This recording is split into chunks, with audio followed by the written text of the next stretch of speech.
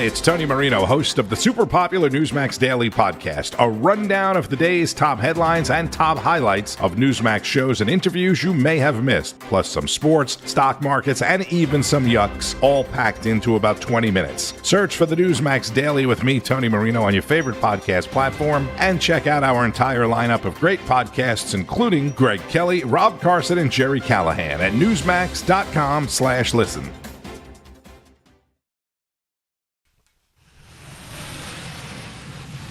Now.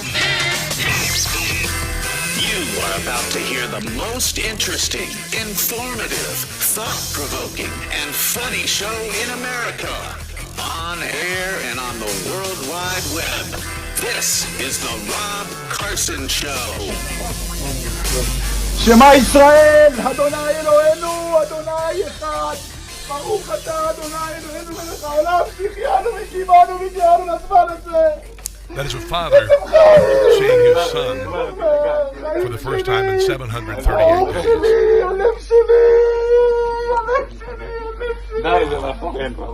Joseph Chaim, Ohana's father, reunites with his son.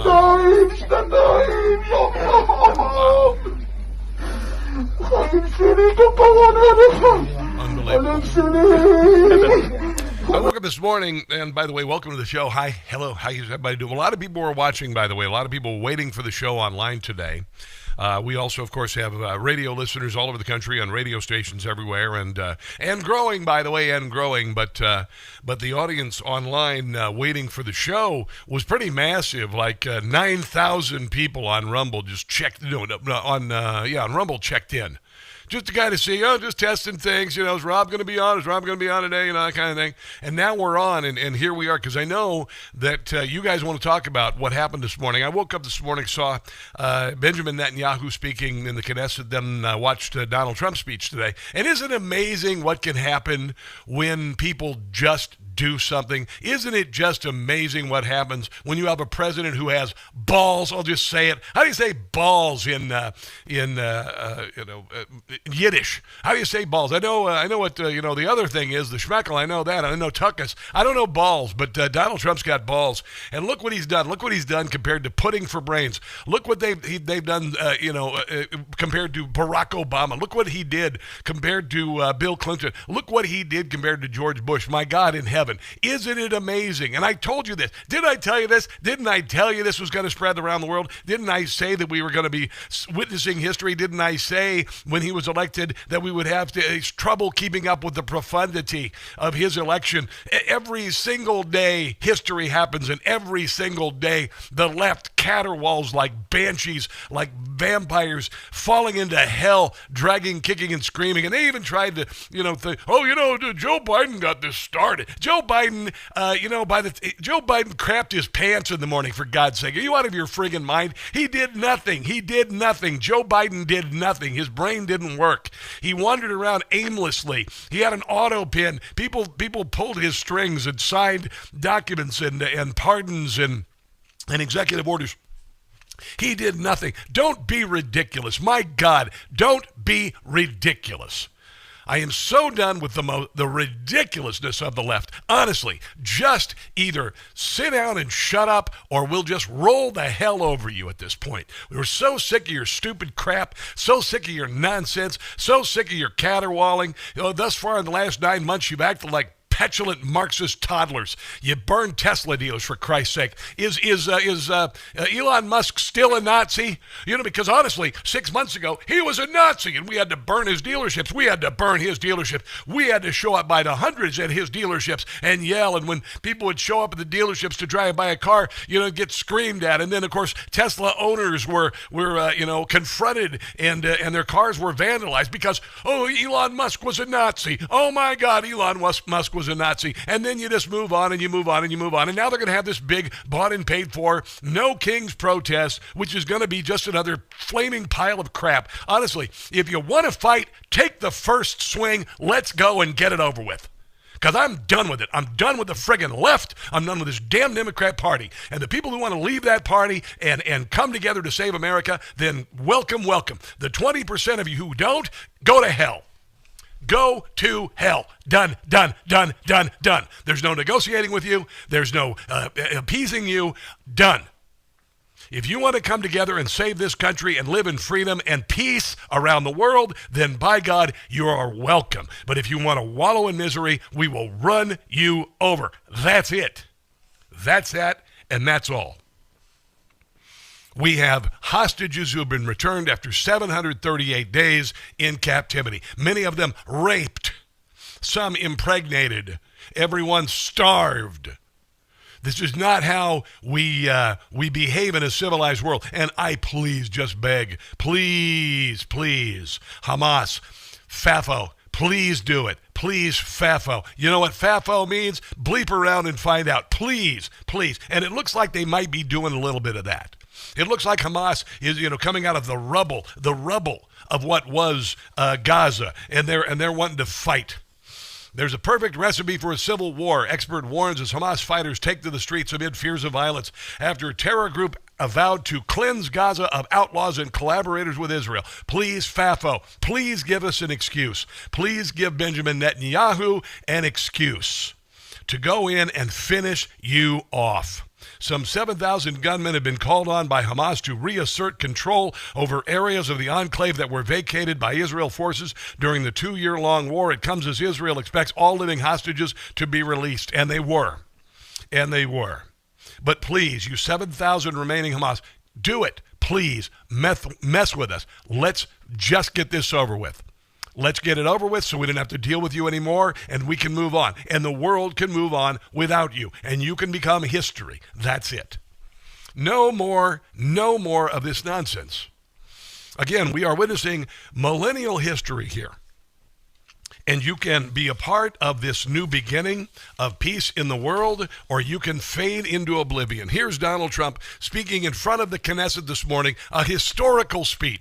This is not only the end of a war. This is the end of an age of terror and death, and the beginning of the age of faith and hope and of God. Yeah.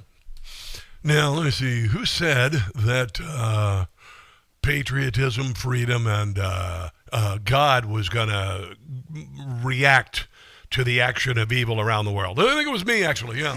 It's the start of a grand concord and lasting harmony for Israel and all the nations of what will soon be a truly magnificent region. I believe that so strongly. So do I. This is the historic dawn of a new Middle East.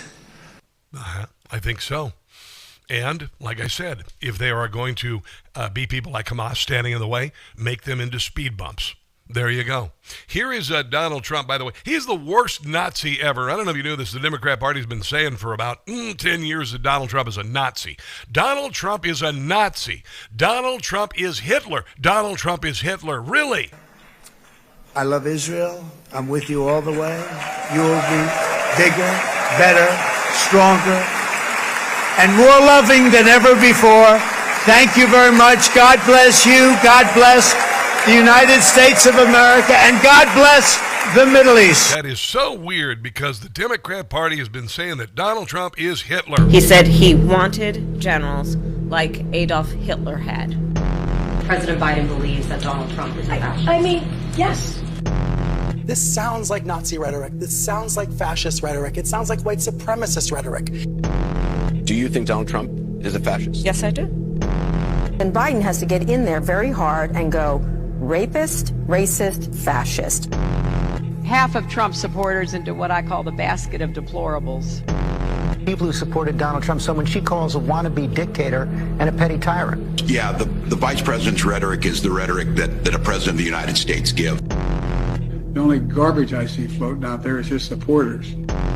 Terrifying to all Americans, and he needs to be shot. That this was like reminiscent of the supremacist rally in 1939. Very scary. It's particularly chilling because in 1939, more than 20,000 supporters of a different fascist leader, Adolf Hitler. Wow, he is the worst Hitler ever. My God, I mean, honestly, the Nazis got to be out there going, "Gosh darn it, Donald Trump! We heard you were a Hitler and you were a Nazi. What the hell? You are the worst Hitler Nazi ever in the history of mankind. Oh my God!" Or maybe it was all just bull crap. Because every time you call Donald Trump a Hitler and Nazi, you call us Hitler and Nazi, and we are done with it. We are done with it. Later in the show, we are going to have Brigitte Gabriel on. That was a marvelous booking job by Ken, my producer, Redneck MacGyver, getting her on. Honestly, there's no one I'd rather have on today than Brigitte Gabriel. She was a victim of anti-Israel terror, by radical Islamic terror, as a young girl living in the rubble of a bombed-out home. And I want to get her thoughts on this as the show progresses. But today was epic, and here's the really great thing about it. Hamas doesn't have a Trump card anymore. That means so many with the Trump card. Yeah, I know. They don't have a Trump card anymore. They don't have the hostages. They've got the bodies of some of the hostages. But that's pales in comparison to the hostages no longer being held by Hamas. And if Hamas wants to be so arrogant and fanatical that they want to gather what's left of their resistance together to fight on further, then I say FO and FAFO. Do it. Do it. Give us an excuse to do it, because right now the entire world is turned against you. The entire Arab world is turned against you. So please mess with us. It is a great day. It is a great day. I've got highlights from the speech coming up. I've got highlights from Netanyahu's speech today. I've got some of the same nonsense going on in American cities, and that's going to come to a screeching halt, by the way. People like J.B. Pritzker and Brandon Johnson in Chicago doing everything they can to protect their cabal, keeping people in the dark and keeping their cities dangerous and dependent and their residents angry. It's all falling down. It's all falling down. And a great era is happening in our country and around the world. It is. It is. Here's a number, 800-922-6680. This, my friends, is a Monday edition of The Rob Carson Show.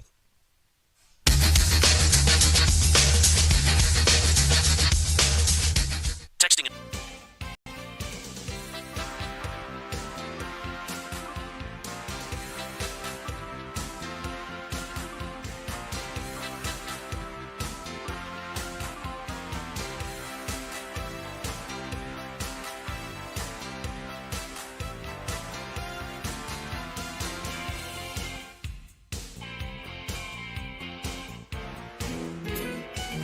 You are the greatest friend Israel has ever had in the White House.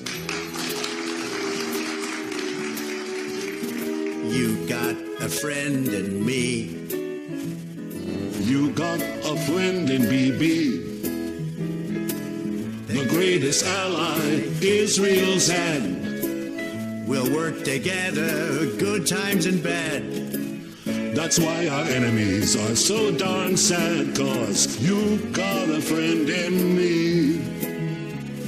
You got a friend in me. BB, that was great. You want to do another verse? By all means, Mr. President, go ahead. You got a friend in me. I got a friend in BB. We work together, that's what we do. There isn't anything I wouldn't do for you. Partners for life, you know that it's true, 'cause you got a friend in me. You got a friend in me. That was fantastic, BB. What song should we do next? You're my best friend. Thank you for being a friend. Why can't we be friends? The theme from Friends. I got friends in low places. Well, maybe not that one.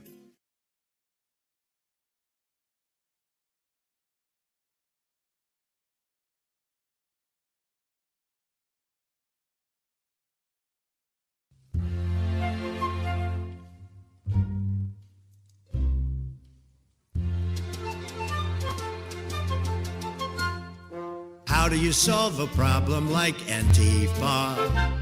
A terrorist group, that is what they are.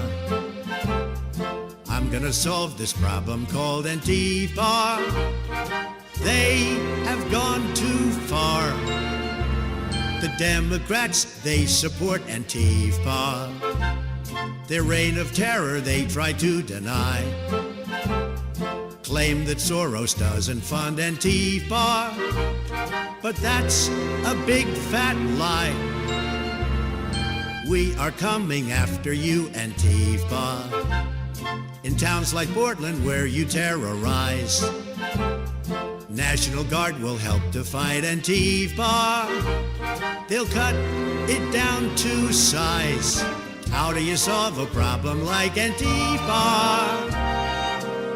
They are a hate group in most people's eyes.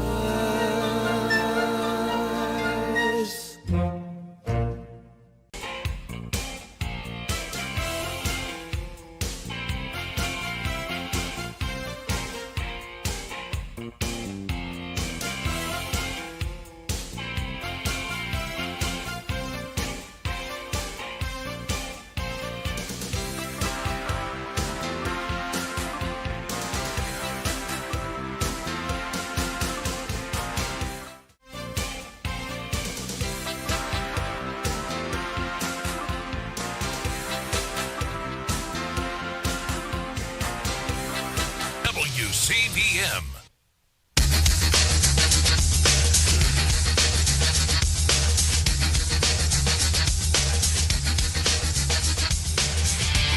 The Rob Carson Show podcast is everywhere.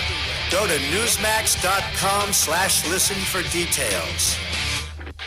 What the world needs now is not appeasers who feed the crocodile in the hope that they will be eaten last, like the kind we have seen recently at the UN General Assembly.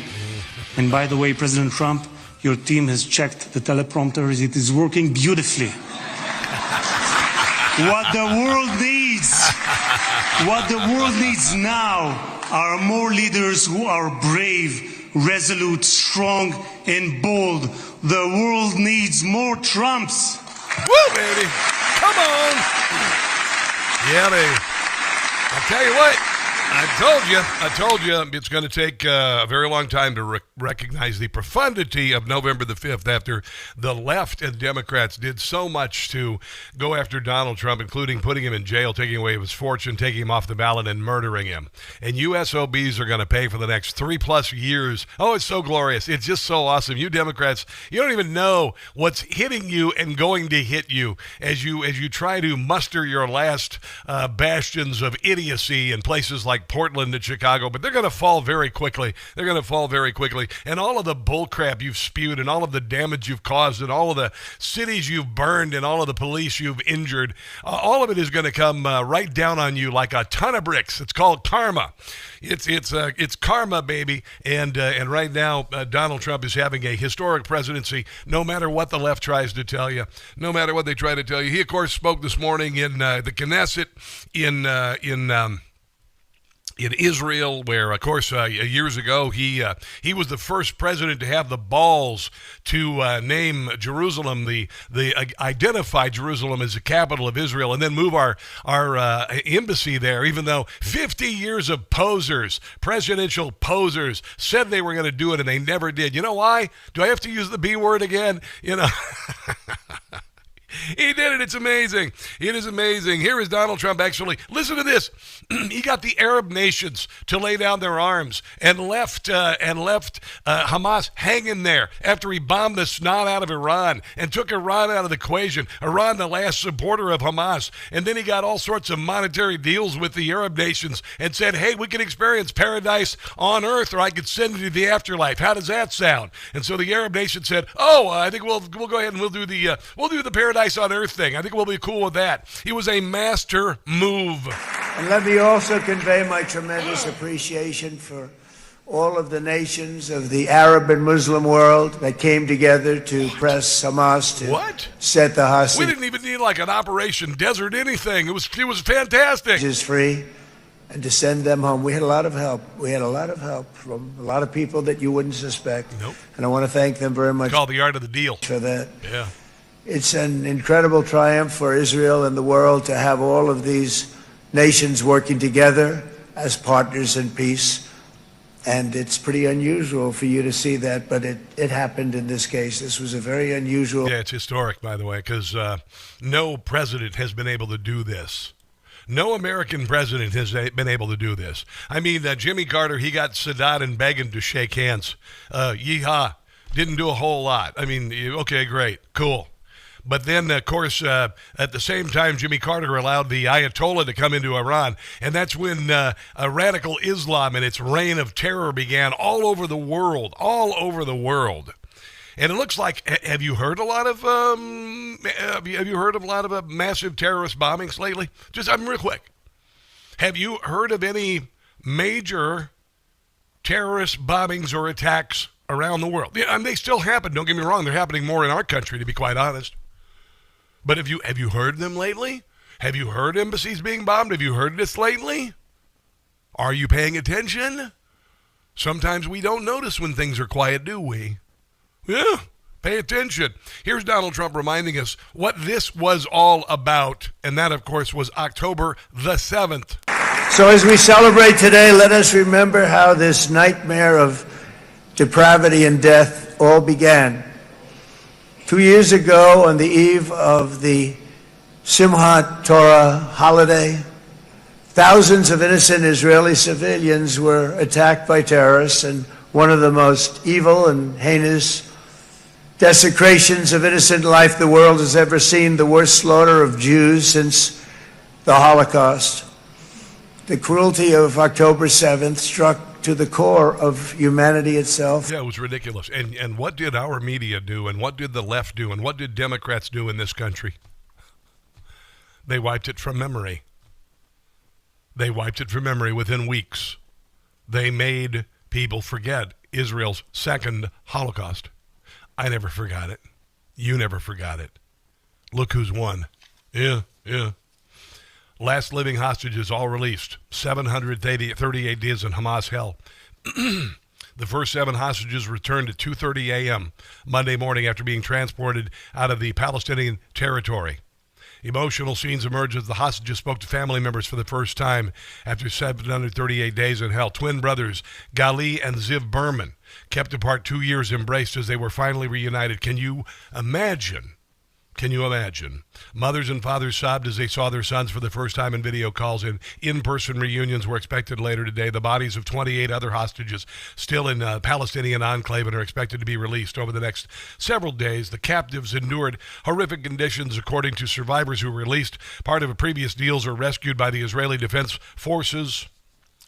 One man, Yevtar David, was forced to dig his own grave as part of a sick Hamas propaganda video released in August, which showed him extremely gaunt. Hamas executed 6 hostages with point-blank shots after Israeli troops got too close to their hiding space. 67,000 Palestinians were killed. And you know what? Too bad, so sad. If this is the way you conduct yourself, this is what you get. This is what you get. I have no pity for them at all. If you bed down with evil and you elect Hamas to lead you, then you get what you get. You get what you get. Even old Hillary Clinton, who's probably, by the way, trying to stay out of jail. She said that she says, I really commend President Trump and his administration. Now, does she still consider him to be a Nazi? I'm just kind of questioning this. Does she still consider him to be a Nazi? Or does the truth so overwhelming, and does her side of the political equation look so foolish right now that she feels like she has to be on the right side of history in this case? I think she's probably just trying to save her own rear end from going to jail for all of the crimes that she committed. Let's take a break and come back. We've got much more on this, including Benjamin Netanyahu speaking at the Knesset today, and then, of course, lots of nonsense happening in America. Let's take a break and come back. This, my friends, is The Rob Carson Show. Our next guest, we're only going to keep... As the weather cools, I'm swapping in the pieces that actually get the job done. Warm, durable, built to last, and Quincy delivers every time with wardrobe staples that'll carry you through the season. I call fall the great equalizer. You can put layers on. I actually like the way I look in clothes now. And Quinsay has the kind of fall staples you actually want to wear on repeat, like 100% Mongolian cashmere from just $60. Classic fit denim, always good, and real leather and wool outerwear that looks sharp and holds up. I've got my eye on their suede trucker jacket. It's perfect for layering and looks really casual but put together. By partnering directly with ethical factories and top artisans, Quinsay cuts out the middleman to deliver premium quality at half the cost of similar brands. Layer up this fall with pieces that feel as good as they look. Go to quinsay.com/newsmax for free shipping on your order and 365-day returns. Now available in Canada too. That's QUINCE.com/newsmax. Free shipping and 365-day returns. QUINCE.com/newsmax.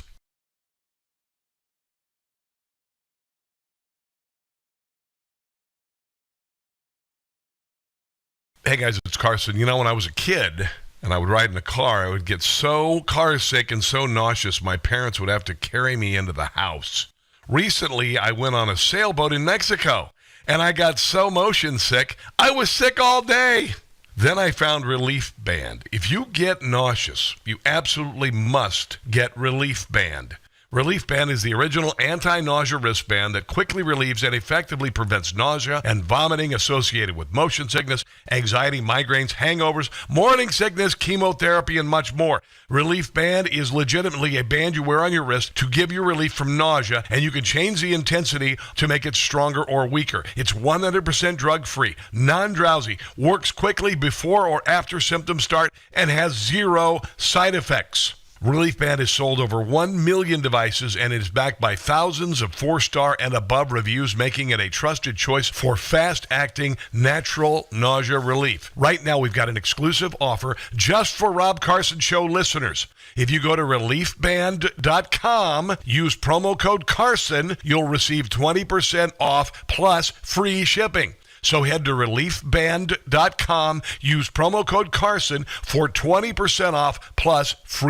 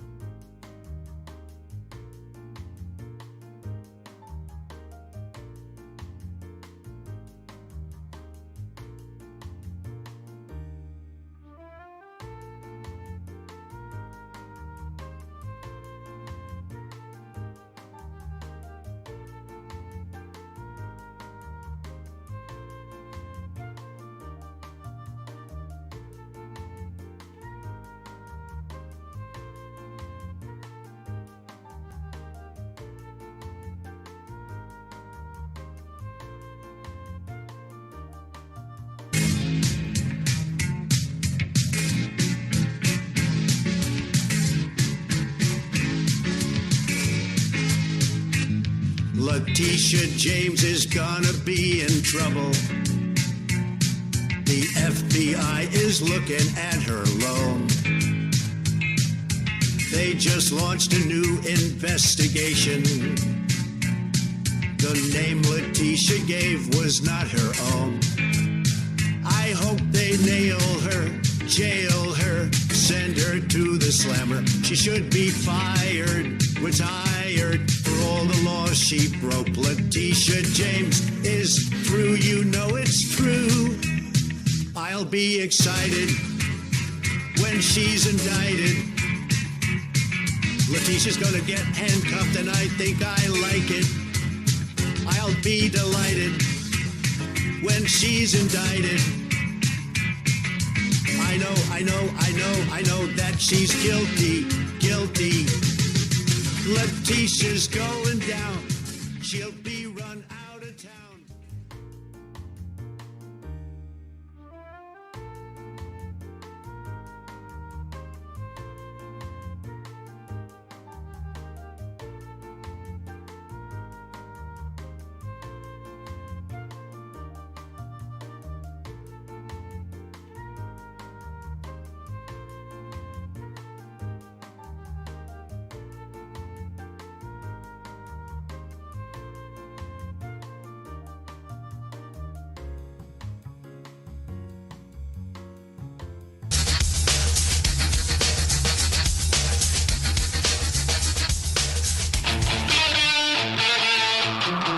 Would it take him pulling the trigger? Is that what would do it? And then you would say he needs to get out of the race? Abigail, you have nothing to say?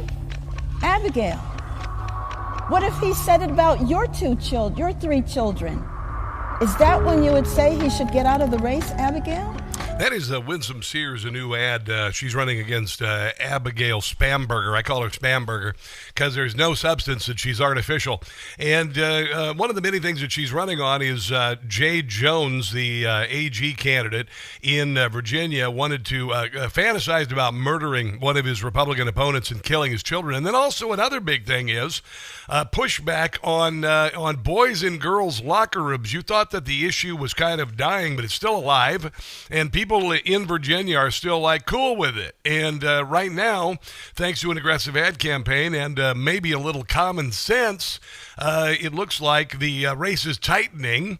The AG race actually has the Republican Jason Miyares ahead. And now it looks like Winsome Sears is within about a point of Abigail Spamberger. And people are kind of tired of the nonsense. Joining me on the Newsmax hotline is Kimberly Fletcher, the head of Moms for America.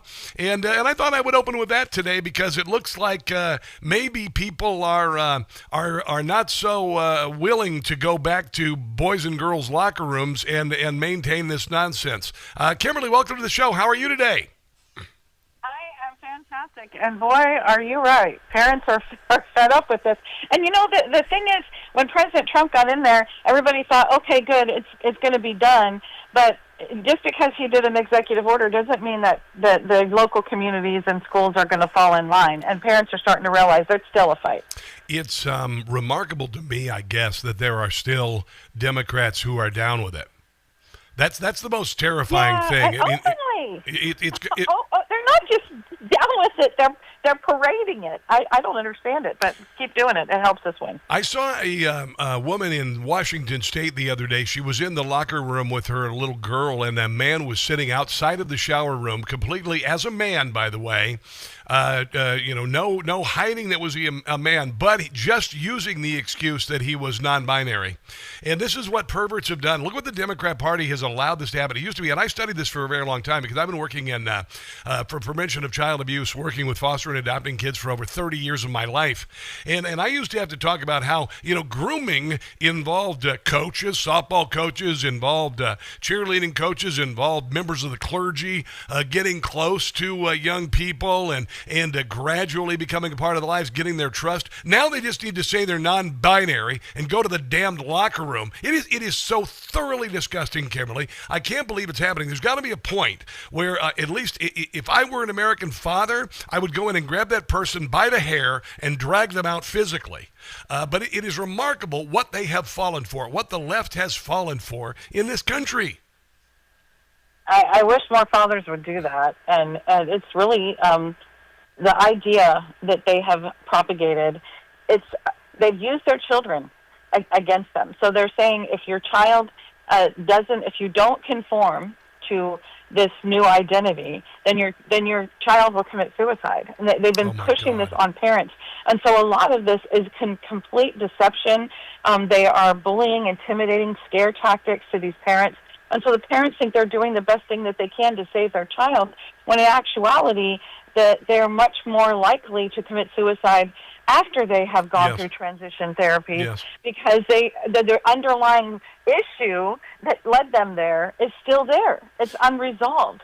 And they sugarcoat it with all of these, well, maybe you're this or maybe you're that, instead of let's deal with the actual issue that's causing you to question who you are.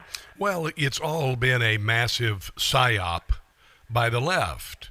It has. It started in 2012. I heard Batya Ungar-Sargon talked about how there was this movement in the country to suddenly say there was white supremacy and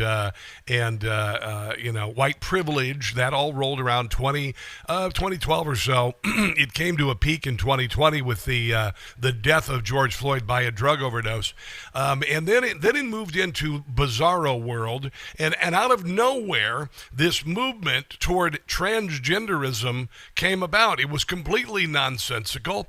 It was it came on the heels of the federal government shutting down schools unnecessarily, separating children from one another, making them weaker, making particularly young girls very vulnerable to depression and other mental issues, and then saying the answer to your problem is maybe you're in the wrong skin. I mean, honestly, I couldn't have imagined something more horrific, and that so many people would fall for it is what really came as a surprise. I'm hoping we're beating this back. I think, right now the beachfront on this battle is Virginia in the governor's race. Yeah, it is. They're fighting the same thing in New Jersey, but it isn't as hot as it is in Virginia, and this is going to be a telltale sign of where the country is actually going. And if you are someone who is against this, who is opposed to this, who is looking for a voice to stand against it, it is your vote. Yeah. Go out and vote those values. And I call her Stormtrooper, but whatever you want to call her. She is not representing the values that most Americans care about. No. But you did a really good a web there where you started pulling in from George Floyd what's happening in the schools, the transgender stuff. It is all connected, and that's the thing that people don't recognize. It is all connected. The root and the foundation of it is the destruction of this country. And it is all the same tools, the same lies, the same deceptions, intimidation, and bullying that the most heinous despots of our time have used historically. Hitler, Stalin, and Mao. They used the children to destroy the country. And that is what is happening right now. They're destroying their own future. It is all entangled. It is all the same thing. And if you want to fight back against it, teach your kids what America is really about. Teach them about their identity. Be a greater influence in your children's lives than the world, and go out and vote your values. That is how we win. I've been really focused on the liberal Karen. Now, a few months back, and I've been saying it for a while about liberal Karens. They are Gladys Kravitz. They are the women on the HOA who tell you that you have a little mildew on your siding and come and write your notes and all this nonsense. And then they became these busybodies that would push all of this radical leftism. And the left noticed this. A few months back, they said, oh, yeah, but conservative women can be Karens. No, they can't. No, they can't. And I'm going to tell you right now as my phone rings in the background, dear Lord, as my phone rings in the background, that these Karens are running in places like New Jersey. They are Karens. These are actual Karens. Kathy Hochul is a Karen. There is a specific pathos associated with the liberal busybody woman running for whatever office to gain control. And then you look at Abigail Spanberger. She is a liberal Karen. They are, I don't even know how to say it. They're NPR listening. They are very busybodies. They want to make decisions for you regardless of who they are. They're the ones who got rid of the Native American mascots. They got rid of Uncle Ben and Aunt Jemima. They are busybody and controlling, and I really think there's a backlash against liberal Karens. It's about time. These are women, and I've been saying this for a long time. It is women that is destroying this country. It is women that is going to save it. Because no man should have to stand up against a woman. And just think about Kavanaugh. Don't you believe me? No man should have to stand up against that. It is the women that have to step in and say, sit down, be quiet, this isn't about you. But I love the liberal Karen, is exactly what it is. They think they know better than you. Yes. They live in an echo chamber where everybody is feeding them the same thing. But they are also paid a lot of money to keep echoing those messages. Yes. They go out and they find people who look good, who sound good, and then they pay them money and elevate them. Who are they? It is the communists who have been trying to destroy this country forever. Yep. The devil is the orchestrator of it all, and the whole entire objective is to kill God and enslave the people. Dude, and we have to stand against it. You are preaching to the choir here, sister. You are hitting all the buttons. Now, I want to hold on for a second because I know Moms for America is going to be announcing a launch of an international mom movement. So America, our world, be ready for this. Kimberly Fletcher, can you hold on, please? Yes, I can. All right, we'll take a break and come back. This is the Rob Carson Show.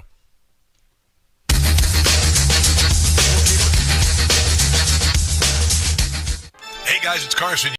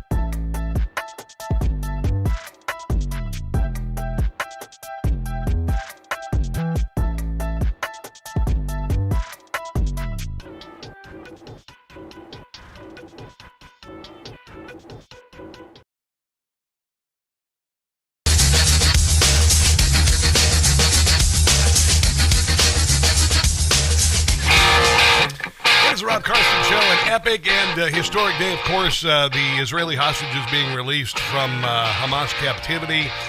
Donald Trump now in Egypt, and the world is changing pretty dramatically. We still have a lot of battles to have here in America.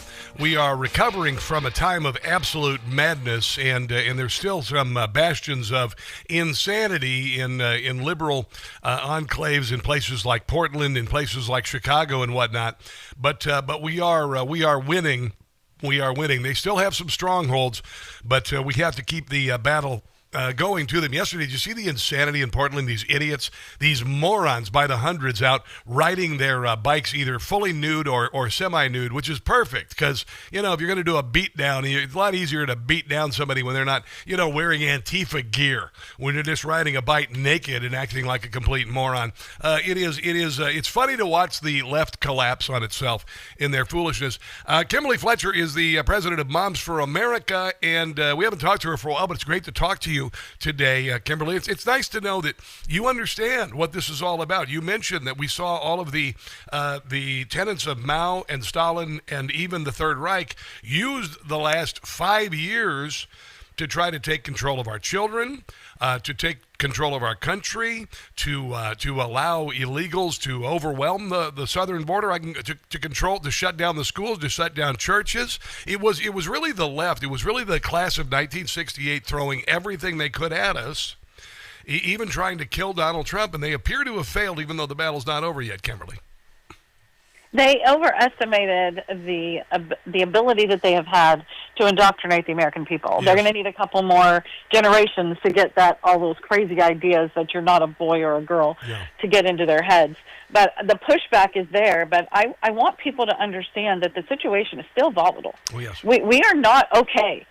And this idea that President Trump is in, we're good, we won the game. No, we didn't win the game with that election. We're finally back on the playing field. And we have been given this moment in time, this incredible opportunity to push back on all of this and not just play defense, but push back with offensive moves to bring back what America's about, why it's worth fighting for, why it is unique in all the world, the virtues, the values that created this nation. This is our opportunity to do that. It's not the time to sit on our laurels and think everything's okay, because it just takes one little thing to change everything, and that could be the next election. Well, all of this nonsense caused the creation of Moms for America. I notice you guys are announcing a launch of an international mom movement, which I think is brilliant. It's about time to get back to protecting our children at all costs and start kicking the butts of those who would attempt to take our children from us, whether that be physically or whether that be they're with education and whatnot. Tell me about that. Well, it is actually pretty exciting because what I have realized is that moms in all of these, mainly Western countries, are dealing with the same things we are. The transgender nonsense, the boys and playing in girls' sports, the men invading women's safe spaces. It is absolutely out of control in every country.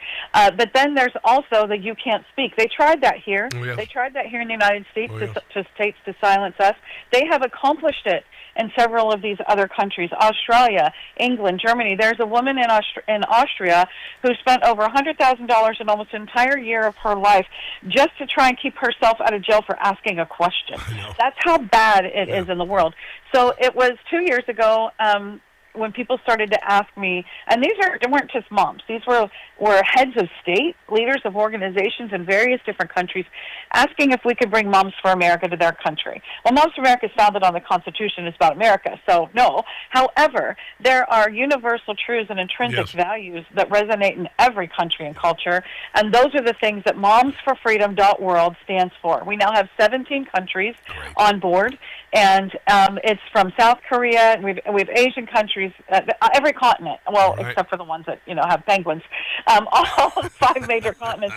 We have people, moms who have come to the table, who have started an organization, Moms for their country, Moms for Freedom, their country, and it is resonating. And so now we have this global footprint, an international sisterhood of mothers standing together to speak out in a global, worldwide effort against all of this globalist ideas that are coming towards us and countering it with the fundamental truths and intrinsic values that protect families and thrive and allow countries to thrive. It's fundamental. I mean, it's just fundamental. And I know that history has brought us all together to fight this evil. This is the reaction to the evil action that has happened in the universe. By the way, Kimberly, I don't know if we've talked to you since the last time, but I've moved to Washington, D.C. I know that you guys, I believe you have an office here. So we are here at your disposal, my dear. We are here at your disposal. Absolutely. I'm over in Old Town Alexandria, girl. It's pretty awesome. All right. Just across the river. That's fantastic. So now we'll have to get together next time in town. Hell yes. Tell everybody where they can go for Moms of America and help you guys out. Momsforamerica.us, and we'd love to have you, whether you're donating or you're joining the team, momsforamerica.us. All right. Well, God bless you, Kimberly. Great to talk to you. We'll talk again soon, okay? All right. Thank you, sir. All right. Let's take a break and come back. This is the Rob Carson Show.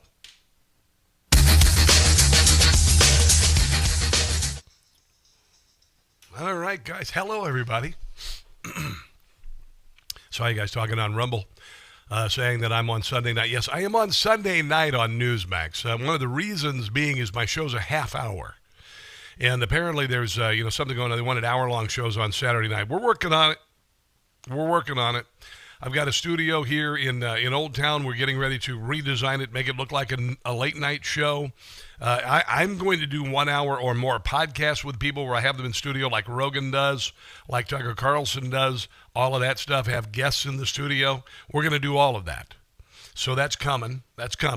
We're working on it.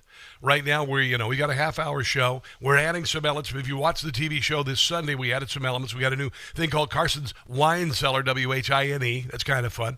News you missed this week. And all of this is going to change and evolve as we develop more. Because right now, for the last 4.5 years, I've been doing it all.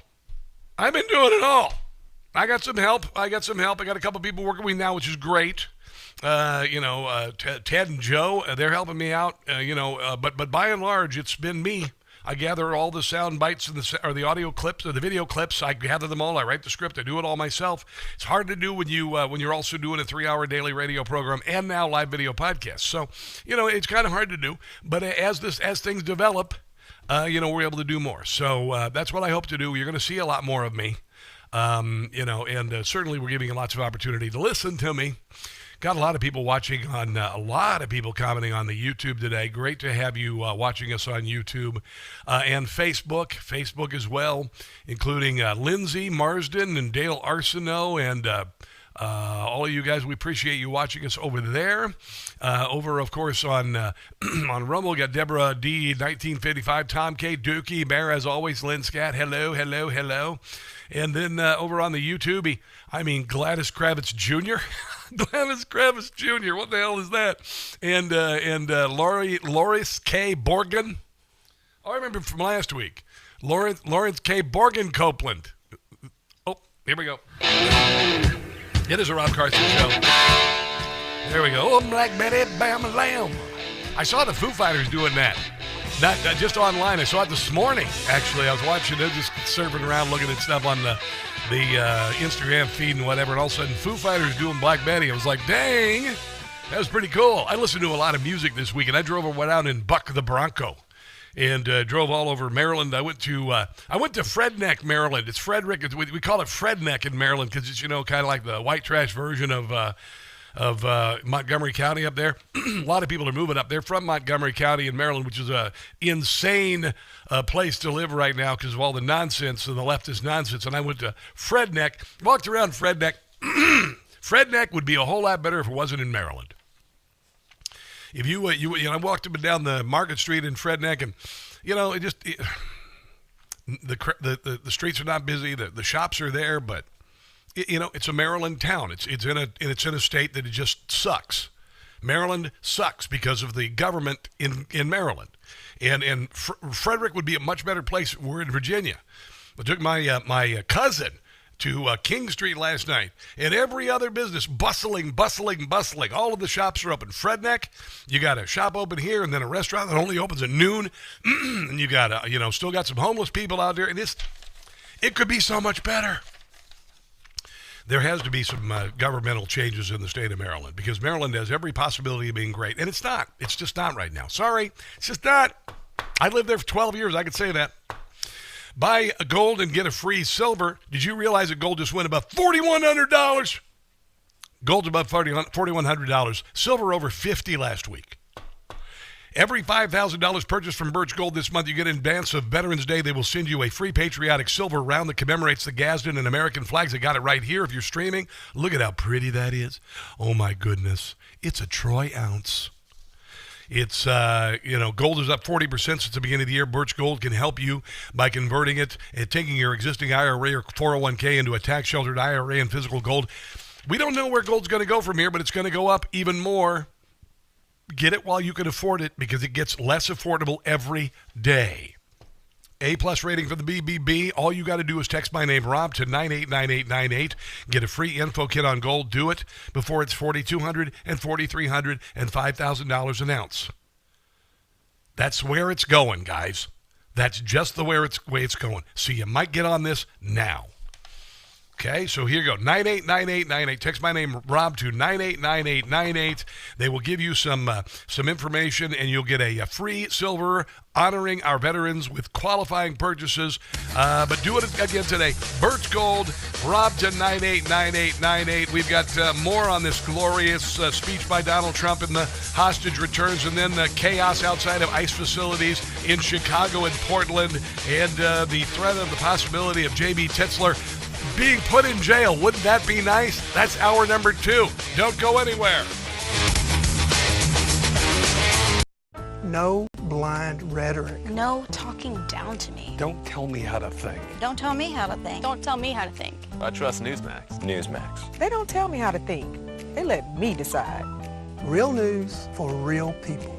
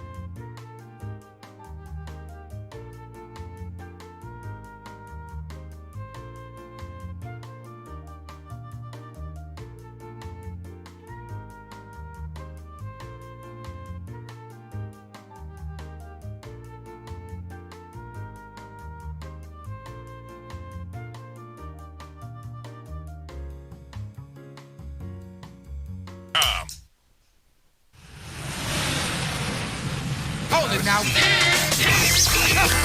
You are about to hear the most interesting, informative, thought-provoking, and funny show in America. On air and on the World Wide Web. This is the Rob Carson Show. Thank you for recognizing in your 2020 peace plan our rights in Judea and Samaria, the ancestral homeland of the Jewish people. Oh, my goodness.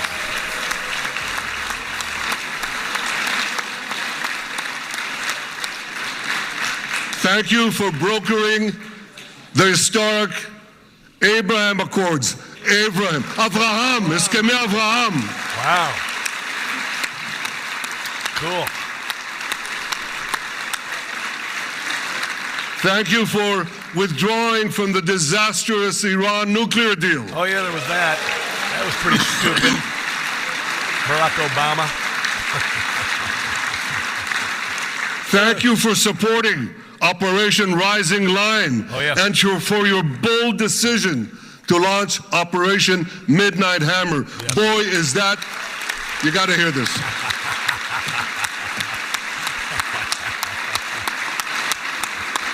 This is the most fitting name ever named for a military operation, because a little after midnight, you really hammered them. All right. That's the Knesset, man. I mean, the Knesset rocking today. It was so cool. Of course, big speech because Donald Trump. And by the way, I was questioning. I said, what's the Yiddish name for balls? Because, you know, Donald Trump's the only president who's had some balls to be able to get this done. And Andy Grimshaw at WCBM Radio, he wrote me, he said, it's chutzpah. Chutzpah. I don't know if it's necessarily, yeah, because, you know, you're not actually talking about the physical, you know. You're talking about the cojones, which is, you know, the chutzpah. Yeah, you're right. It's the chutzpah. Donald Trump's the only president in the history of the presidency, at least while radical Islam has run roughshod over the world, to have the chutzpah to do something about it. I still have an issue with the release of some of these sons of bees who committed acts of violence against the Israelis.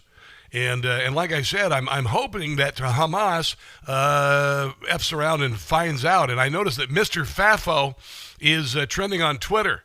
Mr. Fafo. So I don't know what Mr. Fafo. I think this guy who was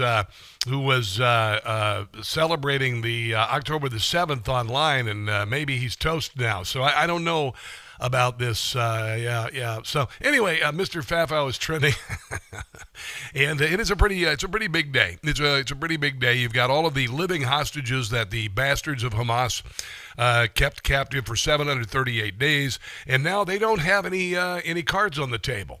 They don't have any cards on the table. Yeah, Duke E. Bear wrote me on Rumble. The Yiddish name for actual testicles is Beitzim. Sounds kind of funny. Bates. Anyway, that's what's going on. So anyway, it's big news of the day, and Donald Trump has ushered in what appears to be an era of peace in the Middle East. He got 7 Arab countries to come together and forsake their alliance with radical Islam and Iran. Iran says they now want to come to the table because they don't want to be bombed into oblivion. There's still some other moving parts here. It is not over yet, but it looks like things are going. Here's a little bit more from Benjamin Netanyahu today. My friends, this is only a partial list, but it's enough to affirm what I've said time and again. Donald Trump is the greatest friend that the state of Israel has ever had in the White House. That is really weird because he's Hitler. What the hell? The Democrat Party's been saying Donald Trump is a Nazi and Hitler. And I would venture to say that's the opposite of what Benjamin Netanyahu's saying in the Knesset, where Donald Trump is actually sitting today. That's weird. It's like maybe they're just full of crap.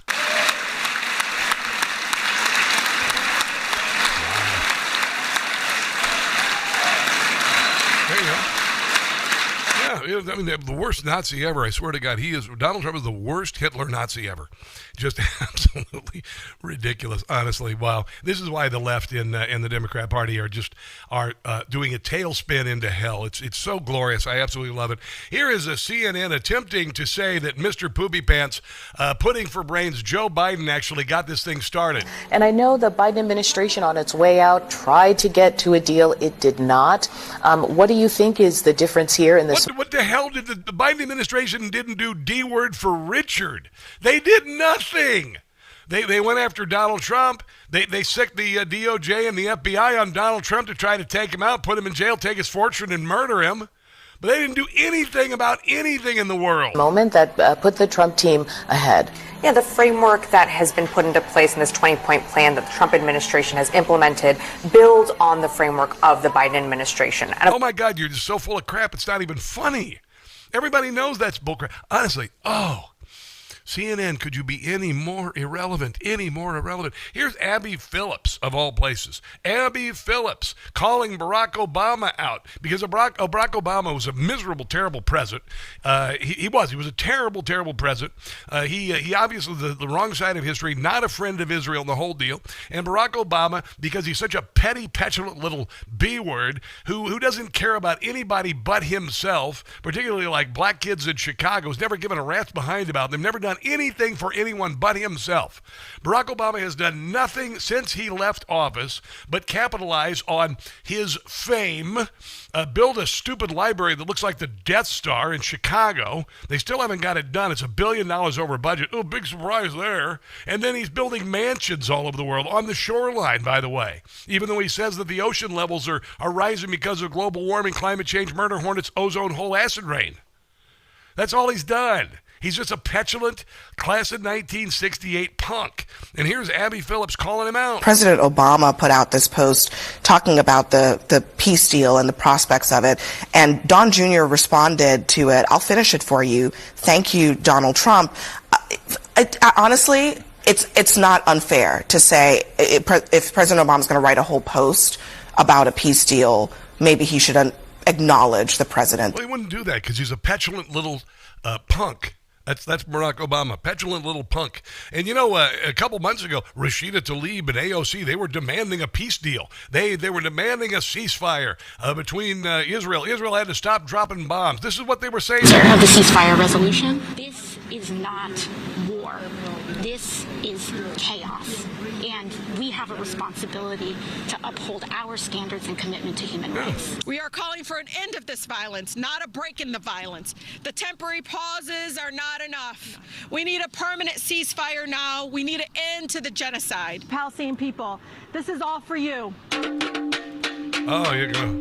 Look at me bang a pot for peace. What an idiotic thing to do. It's like, this is for you. Bang a pot?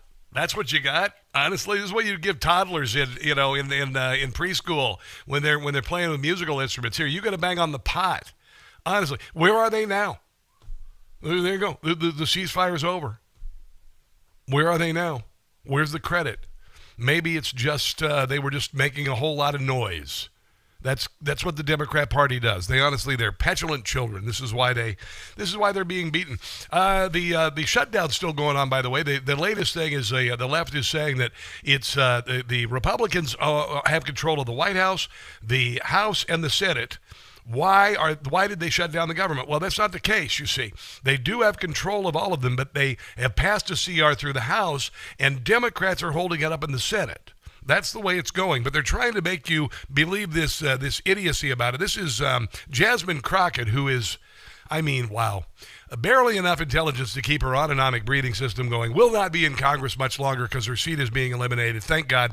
She was on another idiotic podcast and clearly doesn't know anything about what she's doing. Right now that there is a debate about funding the government. I've been a little bit confused because Republicans, last time I checked, are in control of the House of Representatives. Yeah. You ain't They're confused. in control of the Senate, and then the president signed. Here you go, Jasmine. She's going to be all girlfriend now. You know, depending on the audience. One moment she talks like this. Hello, I'm Jasmine Crockett. And next she sounds like Geraldine, Flip Wilson's old character. That's a little reference to you Gen Xers and boomers out there. The bill. Okay. But I've heard people suggest that Democrats somehow have the ability to shut the government down. That's exactly what they're doing, you idiot, if you knew what you're talking about. So can you please educate the people on what's happening? No, you are not confused. Okay, all right. You are a Thank you. lawmaker. You understand how this works. And, Republicans don't know how to count. But here's the thing. Oh, my God. When you're in a legislative body, you control everything. So if the government... No, that's not true. They passed a CR through the House, and they just need 7 Democrats to vote it on and in the Senate, and they're the ones who are holding it up and shutting down the government. Dear God, we're not that stupid. Here is Al Sharpton. They were talking about paying the troops because the Democrat Party now is upset that Donald Trump is going to pay the troops. And what they're doing is they're taking one of their cards away from them. They're taking one of the cards the Democrats have so they can say Donald Trump is shut down. Donald Trump caused a shutdown and the troops aren't going to be paid. Well, Donald Trump told Pete Hegseth, take whatever extra money you got there in the budget and pay the troops. Let me raise this to you, Senator. President Trump put out a social media post just hours ago claiming he has directed Defense Secretary Pete Hegseth to use available funds to pay the troops on Wednesday. This after Republicans blocked a measure in the House just yesterday to make sure they got paid during the shutdown. What's your response to this development, assuming the president actually talking to Chuck Schumer can do this? Does it change the negotiations at all?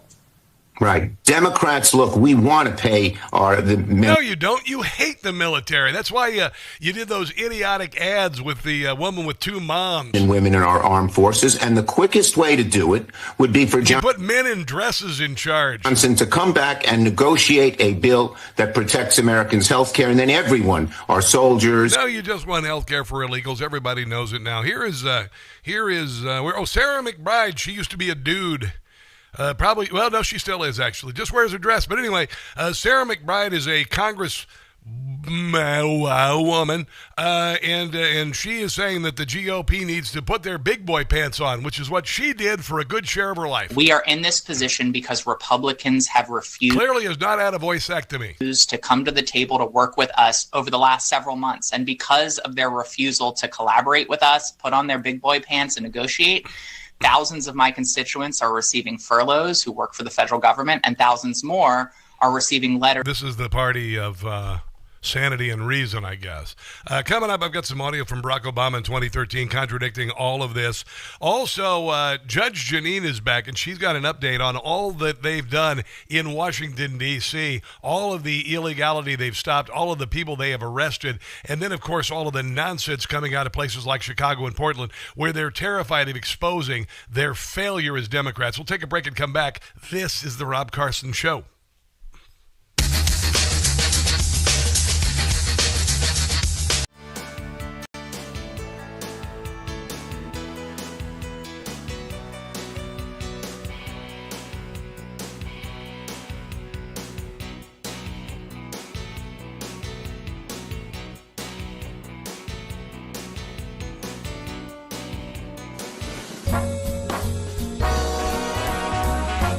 With talent on loan from God. And have my brain tied behind my back, to be fair. You were the sunshine of our life, Rush. That's why we'll miss you oh so much. You know, I'm the mayor of Realville here. You cut down liberals like a knife, Rush. El Rushball. Forever you'll be number one. I am Rush Limbaugh, household name. America needed a hero in all 4 corners of the world. And then you came to our rescue. The Limbaugh Institute for Advanced Conservative Studies. Competition, you had zero. How could so much talent be inside of you? And don't doubt it. You were the sunshine of our life, Rush. That's why we listened every day. That's it. It's not much more complicated than that. You helped us get through all the strife, Rush. No one will ever take your place. Because Rush was the sunshine.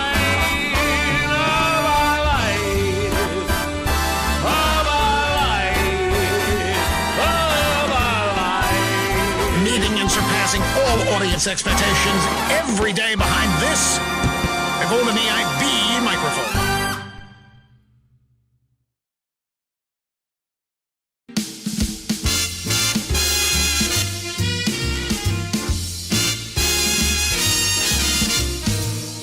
I love to end a war. How about you? I'm gonna end some more. You know it's true. India, Pakistan are at peace now. No war in Thailand, ceasefire in Iran. I'll take a bow. Rwanda and Congo ended their fight. And in Armenia, I made it right. Next up will be Ukraine, been a financial drain. Not anymore. Oh, how I love ending a war.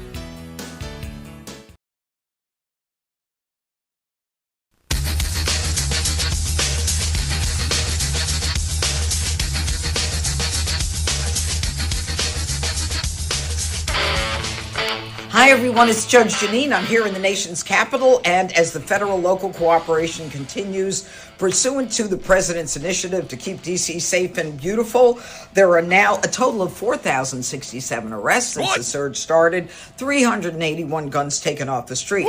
But last night was a particularly busy night here in the nation's capital, with 69 arrests and 13 weapons taken off the street. Cool. I want to be a little more specific on that.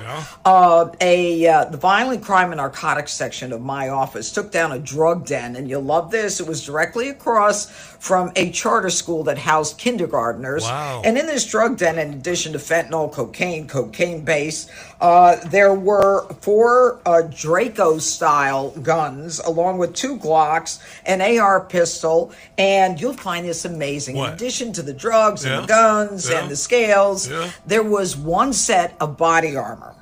Really? Think that one through. There you go. That is, of course, Judge Janine. I had a chance to meet her a couple weeks ago. She's awesome. She's awesome. I could listen to her. I might just save that recording and listen to it before I go to bed tonight, because it just makes me so happy. I can just sleep like a baby. Usually I sleep like a baby. I wake up 3 times crying and wet myself. But maybe I'll actually be able to sleep through the night if I hear Judge Janine. Chaos outside of ICE facilities as protesters clash with police in Chicago while helicopters in Portland are targeted by lasers. Oh, just give them permission. Just give them permission for the beatdown. There is nothing I enjoy more on the social media than the feed of these idiots in Chicago, these Antifa members, taking a swing or spinning or something at an ICE officer and then getting a beatdown. It just makes me smile. Those actually help me sleep as well. They just make me so happy because they've been doing this bull crap for years now. Spoiled little children kind of getting their butts kicked. Dad came home in November. But protesters battled with police outside an ICE facility in Chicago on Saturday as demonstrators in Oregon hosted a laser party in an attempt to deter federal helicopters from the area. That's federal crime. They'll get you in jail for a long time. The ongoing wave of demonstrations across the nation have grown increasingly creative and confrontational, with protesters in Portland advertising a nighttime protest as a game of laser tag. The Portland protest encouraged locals to shine lasers at aircraft in defiance of what they call a federal regime. Permission to beat down granted. Portland Police Bureau have warned that shining lasers at aircrafts is illegal under state and federal law. Of course, that causes a serious threat of a crash and people dying and stuff. And this regime is not messing around. These people are going to go to jail. They're going to go to jail for a very, very long time. This is Tom Homan. In case you wanted to know why J.B. Pritzker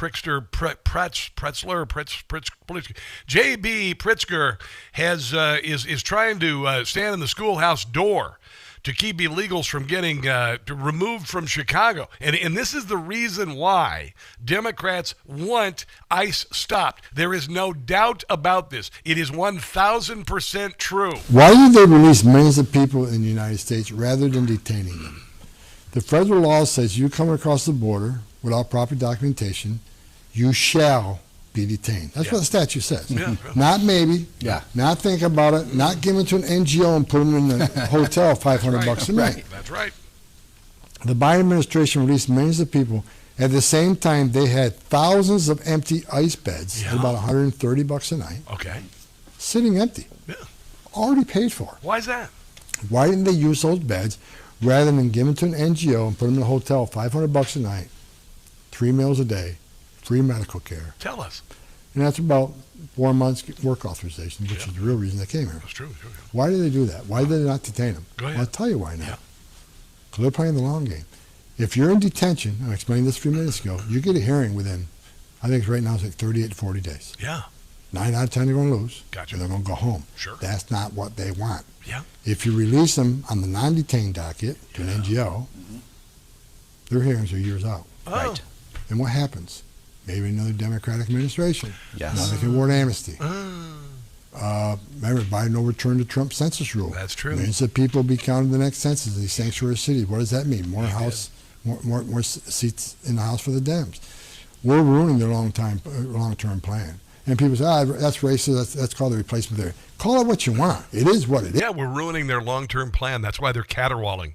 That's why they're crying like little B-words to keep people out of cities like Chicago. Here's J.B. Pritzker saying to Donald Trump, put me in jail. Oh, I hope he does. I really do, because J.B. Pritzker, he has no popular support, and if he goes to jail, people in Chicago will cheer. It's true that the president says things, and sometimes he follows through on those threats, and he certainly has the power of the presidency. He does not have the power to overcome the Constitution. You wouldn't know the Constitution. You have a role in the bathroom of the Constitution. Oh, am I afraid? We all know what you do with it. Not afraid. Do I think that he could do it? He might. But as I've said before, come and get me. I mean, you're dead wrong, Mr. President. Yeah, I'm going to have to get those big wristbands for that, trying hard to tie your hands behind your back. Here's Chuck Schumer literally fomenting war. It is just such a hallmark of tyrannical, autocratic dictatorship societies that they use the prosecutorial department as a political weapon. It is a disgrace, and every American, I don't care if you're Democrat, Republican, liberal, conservative, moderate, people should be forcefully rising up against this. Yeah. It's not a war of words. The Democrat Party is using words of war. I told you this. They've been fighting a civil war with plausible deniability. They've got soldiers well funded by people like George Soros fighting the battles, causing the injuries and deaths, just like a civil war. People are catching on. Victor Davis Hanson mission, that's this weekend. It's actually happening. Coming up, one of our favorites, Nan Hayworth, first female MD to serve as a member of Congress, New York representative, and she's awesome. She's coming up next. Don't go anywhere.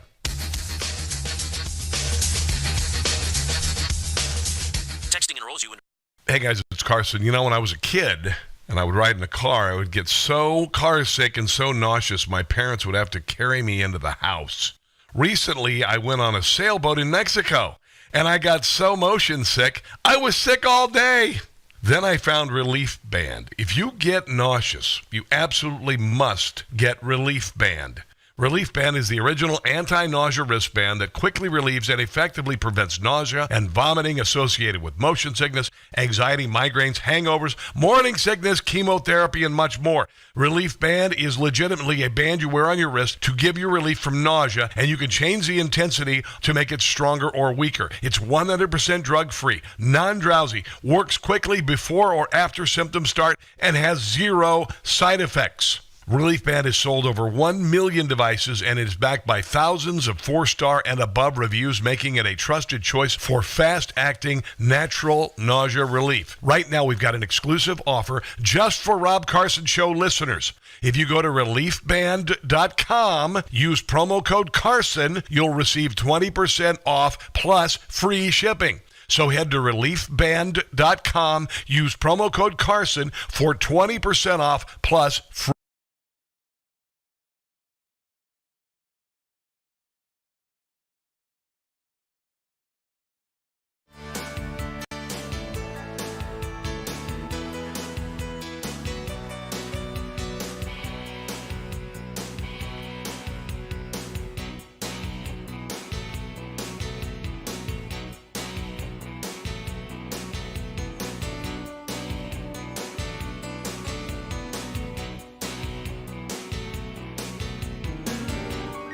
Arizona and Corona, all the lies about them they've been telling you. How did they win it? The freaking Senate, when the votes that they received were very few. Don't catch the stupid, don't buy their BS, that climate change is real, inflation's not. Don't catch the stupid, don't believe them, because distraction and diversion's all they got. We all know that Hurricane Ian was the result of global warming. Russian collusion led to confusion. January 6th is a smokescreen. The new Green Deal is a disguise steal, like their mandate forcing you to take vaccine. Don't catch the stupid, you just can't do it. That in women's sports, men should compete. They're teaching sex ed in kindergarten.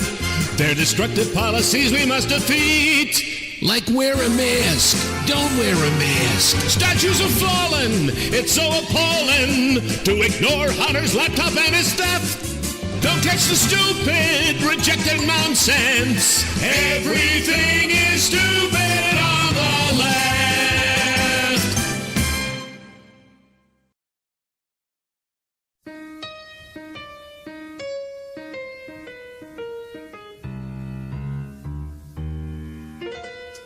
I make the Democrats look incredibly dumb. Inflation is down, the economy's starting to hum. Still, it's a real good bet, the best is yet to come. Best is yet to come since we bombed Iran. Taking out all their nukes, that was part of the plan. The border's secure once again. Illegals are getting in. Doge has saved us billions. This is what it's like to win. Best is yet to come, and it's gonna be fine. Best is yet to come, hear the Democrats whine. Listen to them whine. The last laugh is mine.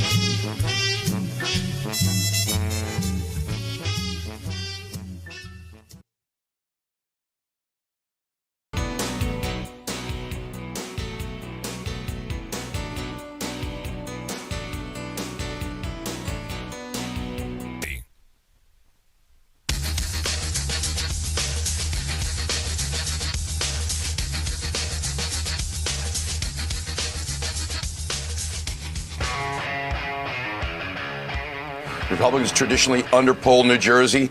There's energy everywhere I go. And last night we picked up another very significant endorsement from another Democratic mayor. It's not the first. It's not going to be the last. There isn't a single Republican that has endorsed my opponent, whose entire campaign is based on a stack of lies, her disdain for Donald Trump, and that she can fly a helicopter. None of that is going to fix New Jersey. There you go. That is Jack Citarelli, who's running for governor in the state of New Jersey. Now is pulled out ahead of Mikey Sherrill. Hey, let's get Mikey. Anyway, so that's it. It looks like some things are happening for the very positive fashion of the state of Missouri, New Jersey, I should say. Maybe people are kind of tired of the bull crap that New Jersey voters have been through. Joining us on the Newsmax hotline is a guest we've had many times before, Nan Hayworth, the first female MD to serve as a member of Congress, also an American ophthalmologist and optimist as well, I might add. Nan Hayworth, welcome to the Rob Carson Show. How are you? Hey, Rob, I'm always optimistic after I listen to you, so thank you so much. I got nothing but optimism at this point. Honestly, Nan, we've been through so much. I do believe we are on the reaction side of the action of evil that had taken over our country and the world. We still got some butt kicking to do, but we're on our way. You're so right, Rob. And, sometimes it feels as though if you just look a little bit behind you, your heels are at the edge of a precipice, that we somehow managed to miss the abyss, thanks to voices of freedom and reason like yours, who we've just persisted. Scott Pressler, the marvelous young man who calls himself the Persistence, is moving the ocean in New Jersey to make a wave for Jack Citarelli, and it's just really heartening to see. It's what we've prayed for.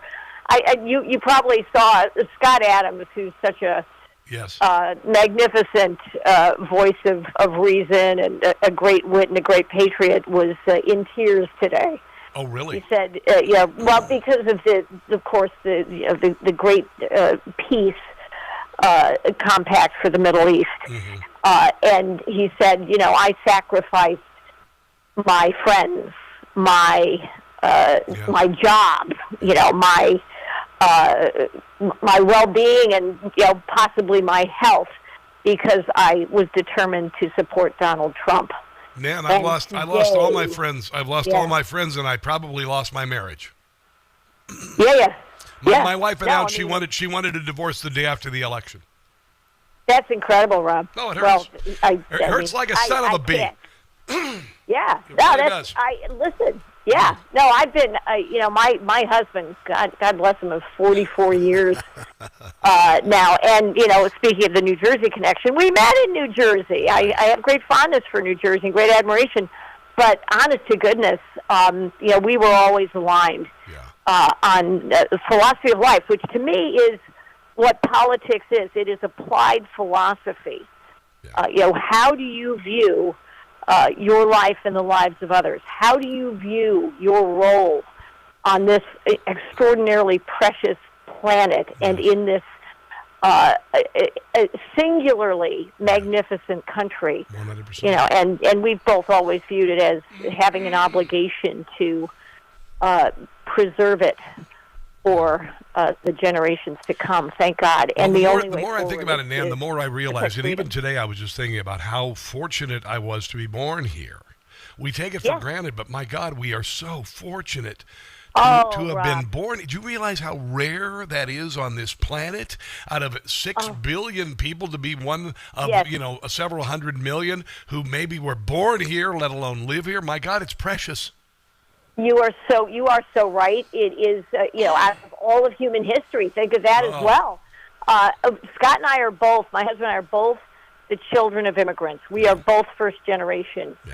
And we were raised to recognize exactly how precious this place is. And I've always said, aside from the extraordinary blessing of having had my parents who were irreplaceable, the signal blessing is to have been born an American. I look at my passport and get choked up when I see United States of America, Rob. I know. Oh, it's Columbus Day, by the way. It has been Donald Trump has reasserted this as Columbus Day.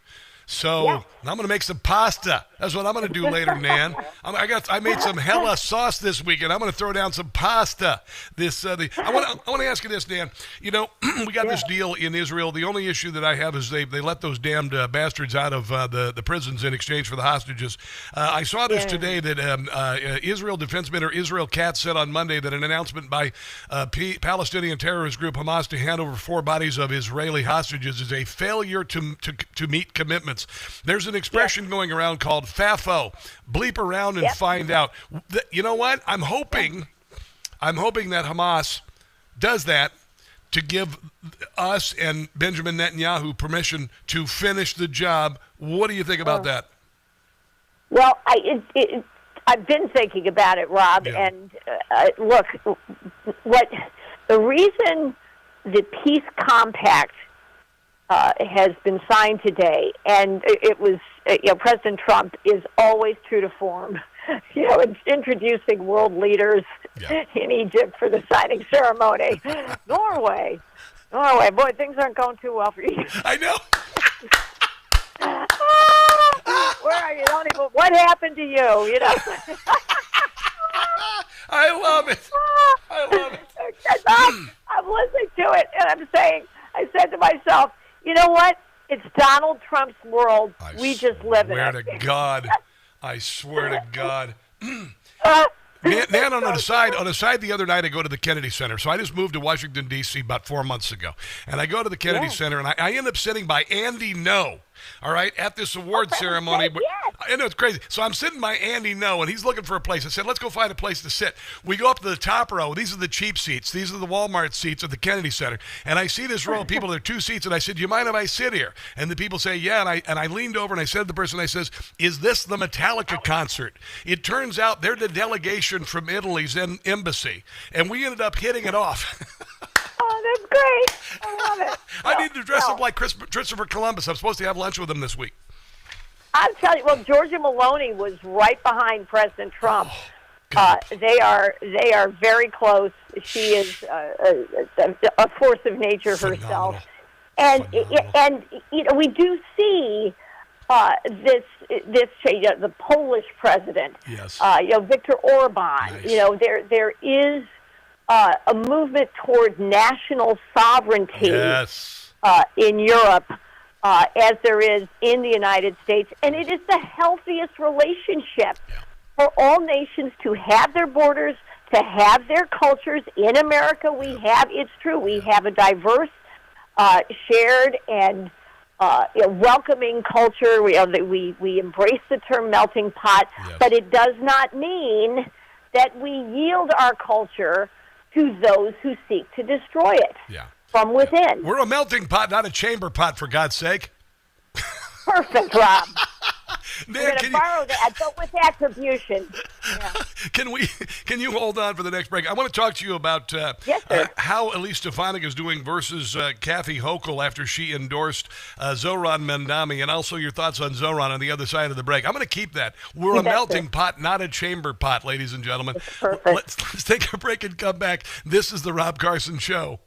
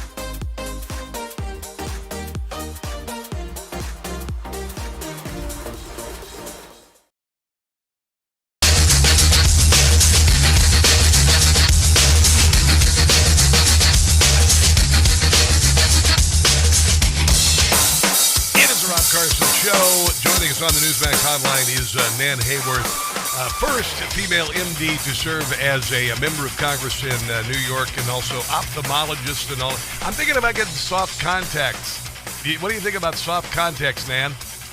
Oh, well, I think they're great. I wear them myself. Yeah. I wear the multifocal one-day type, and they're excellent. That's what I'm going to do. I think that's what because I don't want to cover this beautiful face with glasses anymore. Well, yeah, I think they're a great option. Now, right now, I can tell you, I am not on camera, so I'm wearing my trusty trifocals. Nothing wrong with that. I have the old-fashioned kind. You know, progressives have no lines, and bifocals have a line. Mine have two lines. Well, this is the only thing progressive about you, Nan. And I'm not even that. I won't even wear them. I can't wear them. So I've got the two lines. Really old school OG glasses. But socially, I wear my contacts. Better for your eyes to just wear them socially. Yeah. Well, I wear readers most of the time. I had 20/20 vision until I got into my 40s. What are you going to do? So, Jack Ciattarelli, I always got to be careful with that, says he's never seen the wave of support he's seeing in New Jersey, and it is. No. Absolutely. I think it's not only anti-progressive Democrat, but also anti-Karen. Because Democrat Karens, you got a Democrat Karen, and they are Karens. These are busybody liberal women, and this is what the Democrat Party is. This is who voted for Kamala Harris. I said this. They are busybody, liberal, cul-de-sac dwelling Karens, and they're emasculated men in their lives. And you got a Karen running in Virginia, and she's going down right now. It looks like Winsome Sears is very close to going after Spamberger. And then you've got a Karen in New York who is the governor now, who just endorsed Zohran Mamdani, and that's going to bite her in the butt.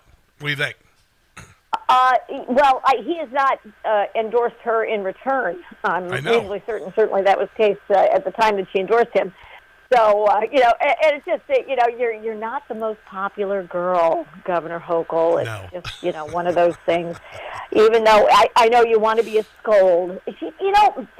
Letitia James is the of course the ultimate smug,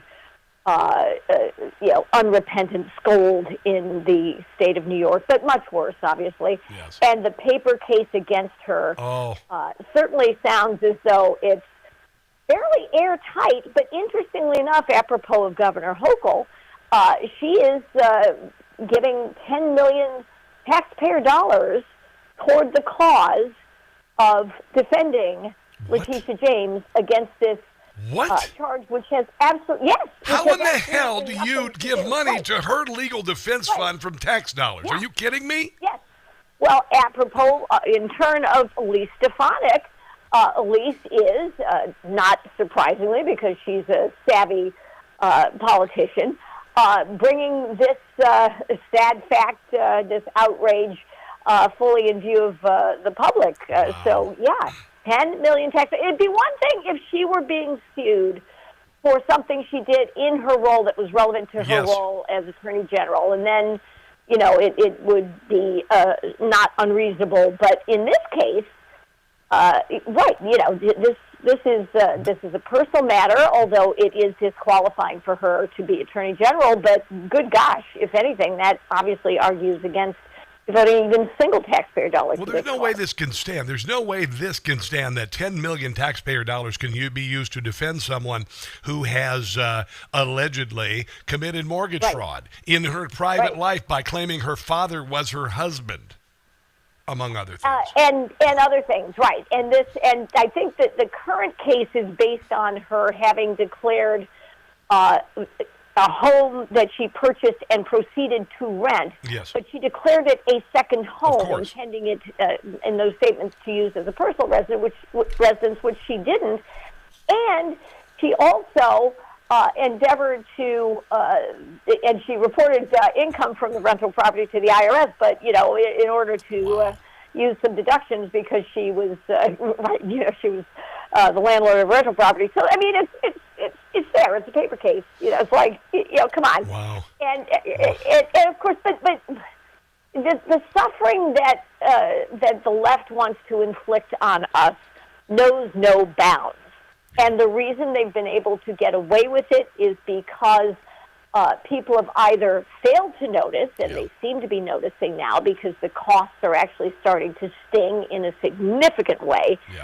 In New Jersey, as we all know, their failed energy policies, the so-called green, which weren't green at all, they were enriching China and various elites. Those energy policies are really hitting home with New Jersey ratepayers, which is basically everybody. But it is, they've taken advantage of people who either weren't paying attention, low turnout in New York City elections, okay? Rob, we were just talking about Zoran Mamdani, or mentioned him.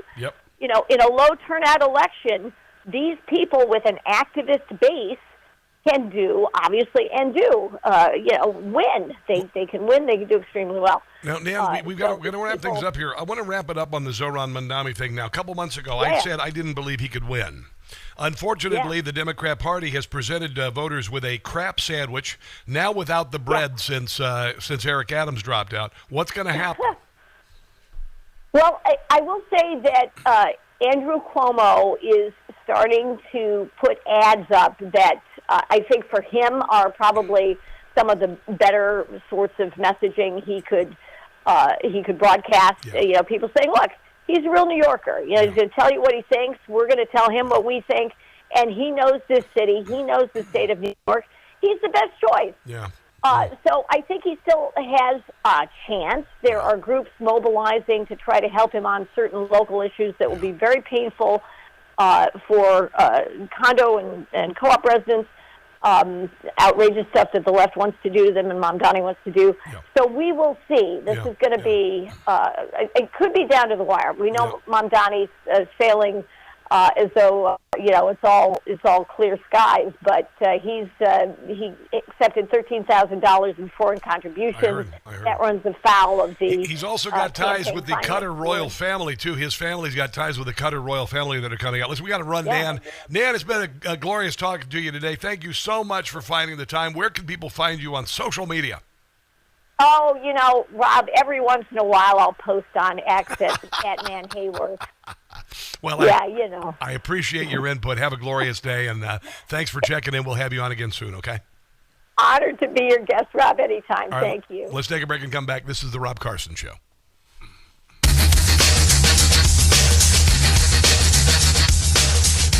Buy gold and get free silver. That's right, for every patriotic silver round. Thank you, Brian. Are we having fun today? I think we're having fun today. I had a busy weekend, very busy weekend.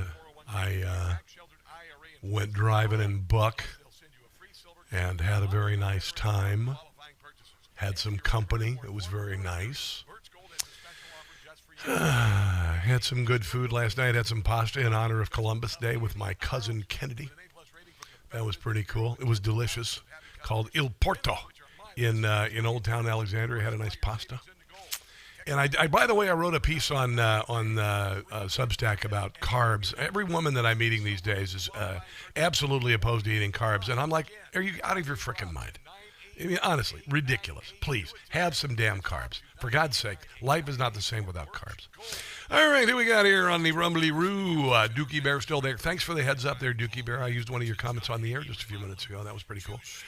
When you talked about what testicles are. Thank you so much. I wanted to know how to say testicle in Yiddish. Sorry, you never know. You never know when you might need it. Look at all the people talking on on YouTube. All sorts of people I haven't seen before. Lynette Hudson joining us. Hold on, I'm going to try this. Kitasophony? Kitasophone Panazi. Kitasophone Panazi. Maybe, right? Lawrence K. Borgen Copeland, good to see you there. Gladys Kravitz Jr., I love that, by the way, fantastic. And over on Facebook, Dale Arsenault and Bill Stone. Bill Stone joins us today. It's always nice to check you guys out and see that you're watching. And I know that more and more of you are watching every day because I can tell by how many people are waiting to watch when the show signs on. It's kind of cool. You have about 3 minutes. Okay.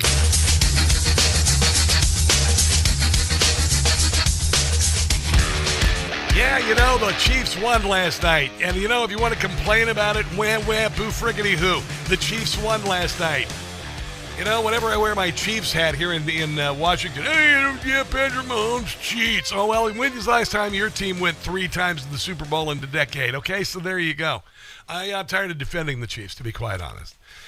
They won last night. They beat the Lions. Whatever. Who cares? Come back and try and beat them the next time. It's an interesting season thus far. I'm not going to watch the Super Bowl halftime, that's for sure. But there is that. I want to mention something real quick. I had a disastrous malware that I downloaded to my computer about a week ago. And during the show, so everything stopped working. I had to reinstall all the dang programs. It was a nightmare.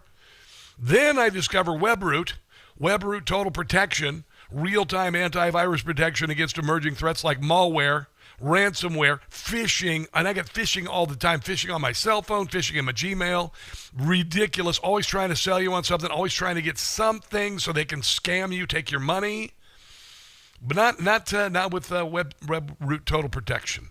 Right now, by the way, if you go to webroot.com/Carson, 60% off for a limited time. It's dirt cheap. For a year protection, and then even adding devices, like up to 4 devices for your family. It's dirt cheap. It's dirt cheap. WebRoot threat protection shields and blocks malicious websites before you can visit them. Works with Edge, Chrome, Firefox, Password Manager to protect logins and passwords so you don't have to change your stupid password, then have it, we need to text you and you need to send back this code so you can change your text. I don't even know how many dang passwords I have at this point. I mean, it's ridiculous. It's ridiculous. I've got 400 passwords. It's insane. WebRoot Total Protection is going to make your life a whole lot easier. Maybe even be able to get off your meds.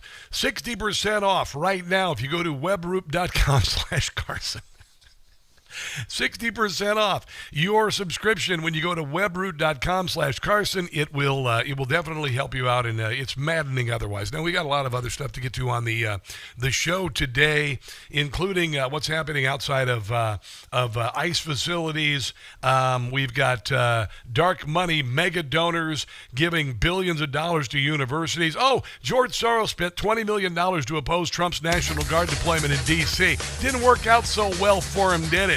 That and, much more coming up in the final hour of the Rob Carson Show on this glorious, peaceful Monday. Columbus Day is back, and I will be back after this break. Don't go anywhere.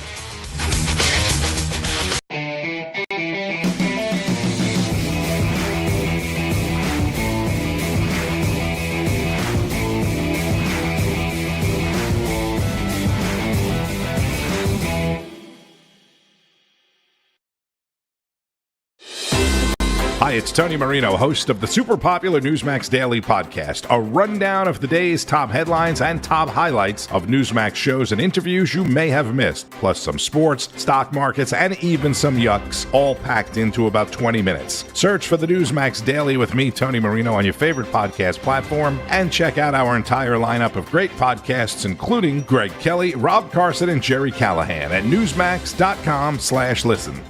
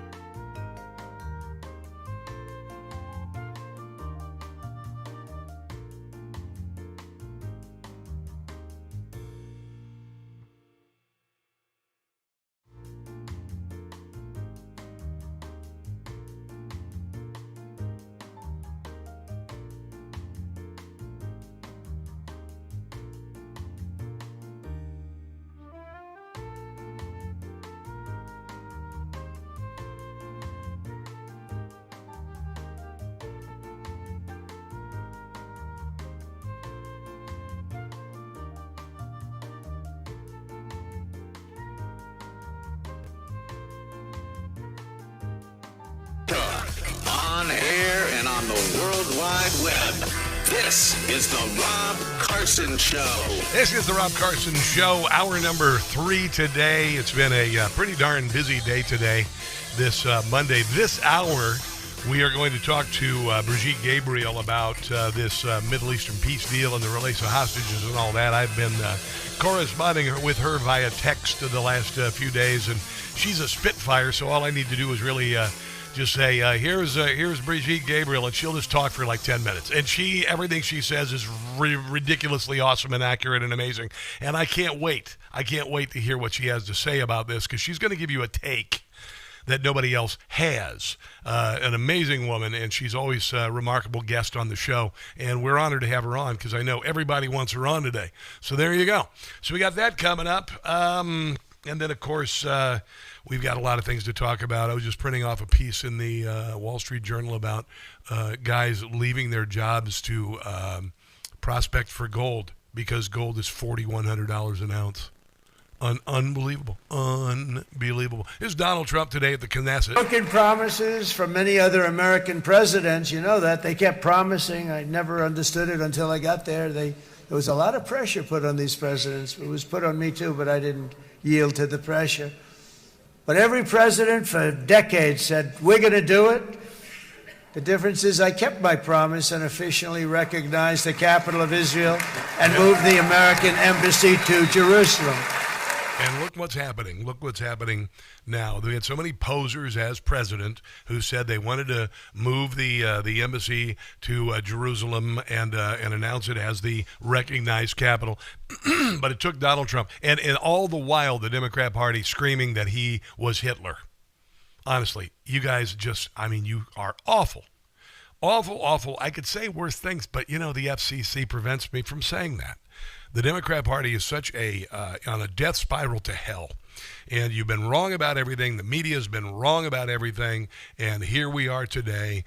And we've got the hostages have been returned. 20 people starved, raped, abused for 738 days. Joe Biden, you didn't even know their names when Joe Biden was the president, because he could have given a rat's behind about it, because he had no idea what the hell he was doing.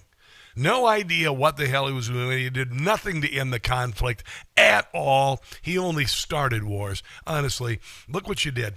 Look what you did. Look what you fell for. It is remarkable, and we'll see what happens. I'm hoping that Hamas messes around with us. I hope that Hamas does, and I just gives Israel permission to go in and wipe them out completely. Just wipe them out completely. It is ridiculous. I do have to play you what the funniest line of the day. You just got, and this is apropos of nothing. It's just John Kennedy, Senator John Kennedy, who I hope to have on the show here soon. And what I want to do is get him in the studio, or maybe even get him into like a kitchen and cook with him, and then talk politics and shoot the bleep with him and all of that, because he's all right. But here he is talking about. Listen to this. This is one of the best lines. You're going to want to use this. This is him talking about AOC. I think that the Congresswoman is single-handedly trying to put an end to dumb blonde jokes. And our attitude is, you've heard me say it before, our secret plan is Operation Let Her Speak. That's Operation Let Her Speak with regard to AOC, and she is systematically getting rid of dumb blonde jokes, because honestly, she's bringing the dumb to brunettes. So I thought that was pretty excellent there. John Kennedy is absolutely brilliant. So the left, of course, has been talking about how if Donald Trump became the president, and as it became more apparent Donald Trump was going to become the president, they started using the word retribution, because they knew that the left was committing acts and weaponizing the DOJ on Donald Trump in real time. They knew that the raid on Mar-a-Lago was unprecedented and uncalled for. They knew that Donald Trump was not guilty of 34 felony counts. Anyone with any sort of journalistic curiosity would have known all of this was bullcrap. And when 91 charges came up against Donald Trump after he announced he was running for president, any journalist worth their salt would have absolutely known it was political. Duh. Don't act like you don't know. It's like Jake Tapper saying, I had no idea Joe Biden had dementia. I had no idea. I mean, honestly, shut up. We're not this stupid. This is why nobody watches you anymore, you idiots. But there's going to be hell to pay because not only should these people be held accountable for weaponizing the DOJ, they should also be indicted, tried, and imprisoned or disbarred for the things that they've done in their own lives, like Letitia James committing voter fraud. This is Mike Davis talking about Mike Davis from Article 3 Project. I had the opportunity to meet him a couple weeks ago. He's a pretty damn cool guy.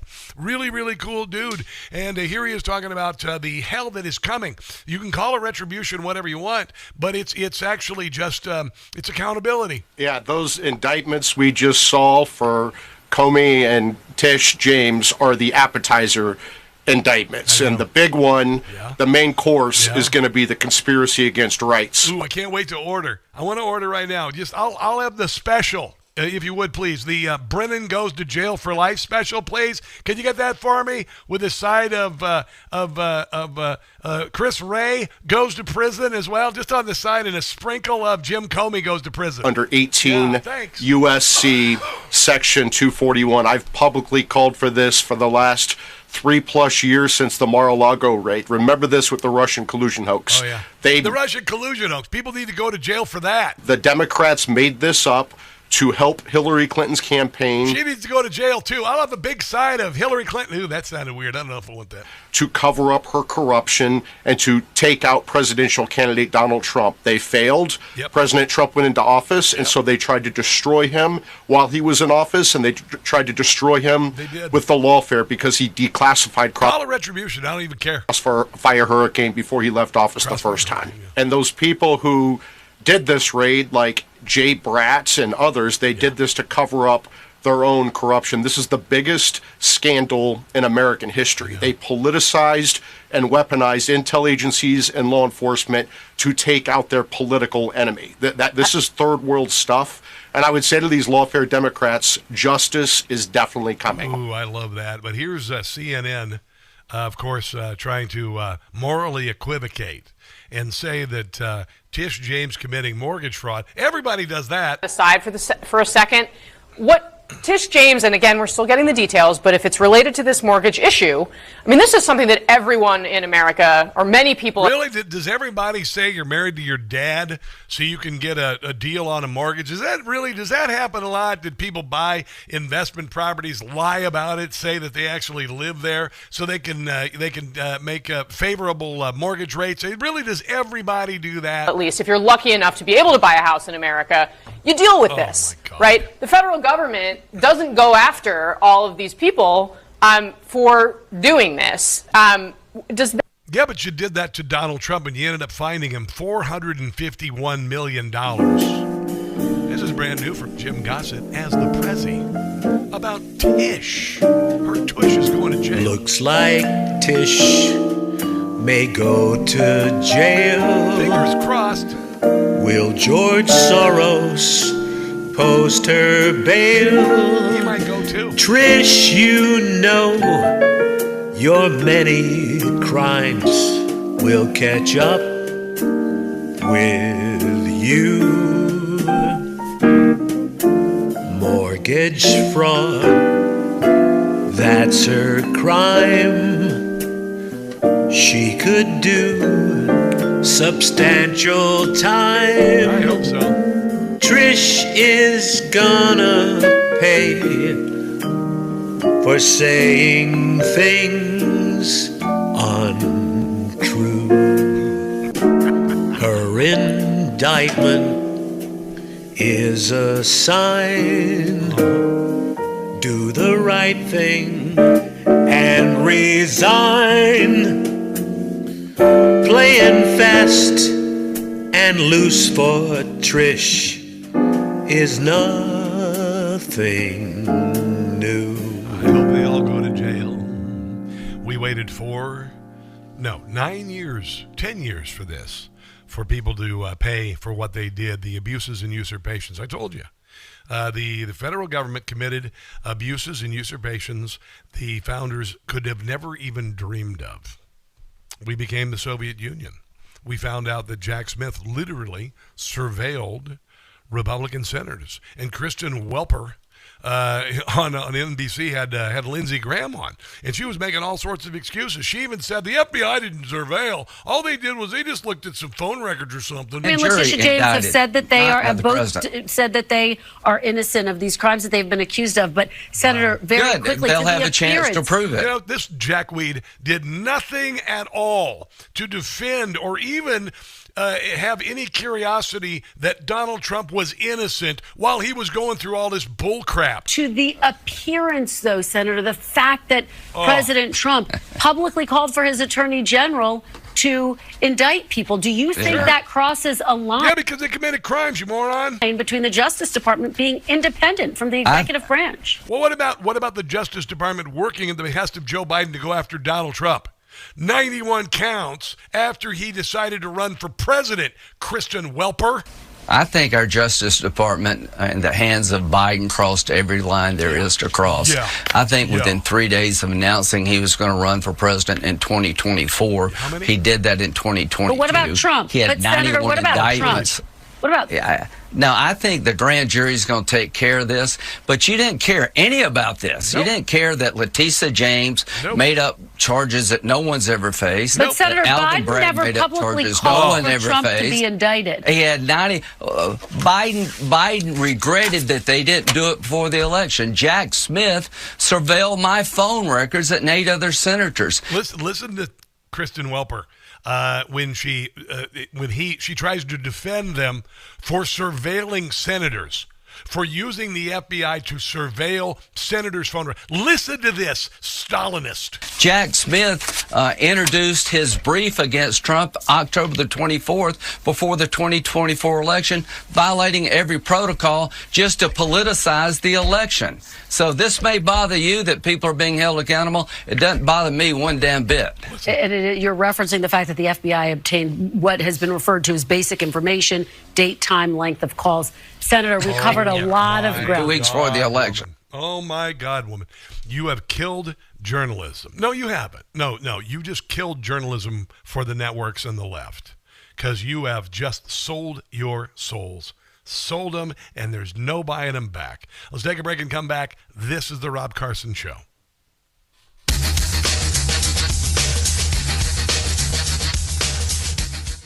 Hey, guys, it's Carson. You know what's the...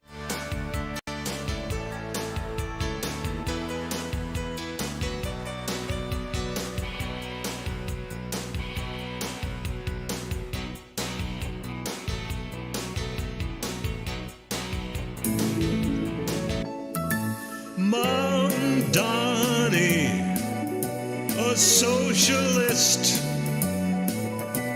Mom Donnie, a communist. He's a fan of Hamas. His win will be New York's loss. He's an extremist, you bet, as New York's gonna get taxed like never before. When Mom Donnie is done, the city will run every grocery store. He'll defund the police and crime will increase as the murder rate begins to soar.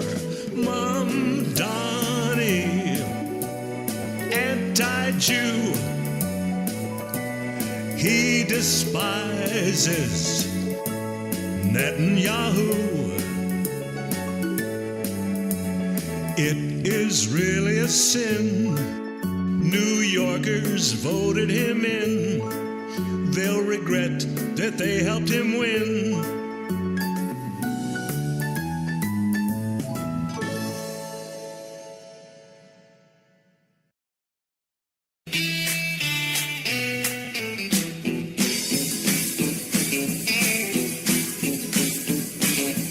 I am sending troops to Memphis, Tennessee, 'cause it looks like Memphis could use some help from me. The mayor has done nothing to put criminals away. Memphis needs our help, and they need it there today. The city's run by Democrats who defunded police. They can't do their jobs or maintain the peace. I'm sending in the guard. Memphis needs it bad. Their mayor, Paul Young, that guy's really sad. Voted the most dangerous place in the USA. Wouldn't want to live there. Wouldn't want to stay. Sending in the guard. That call, it was mine. Democrats in Memphis, listen to them whine.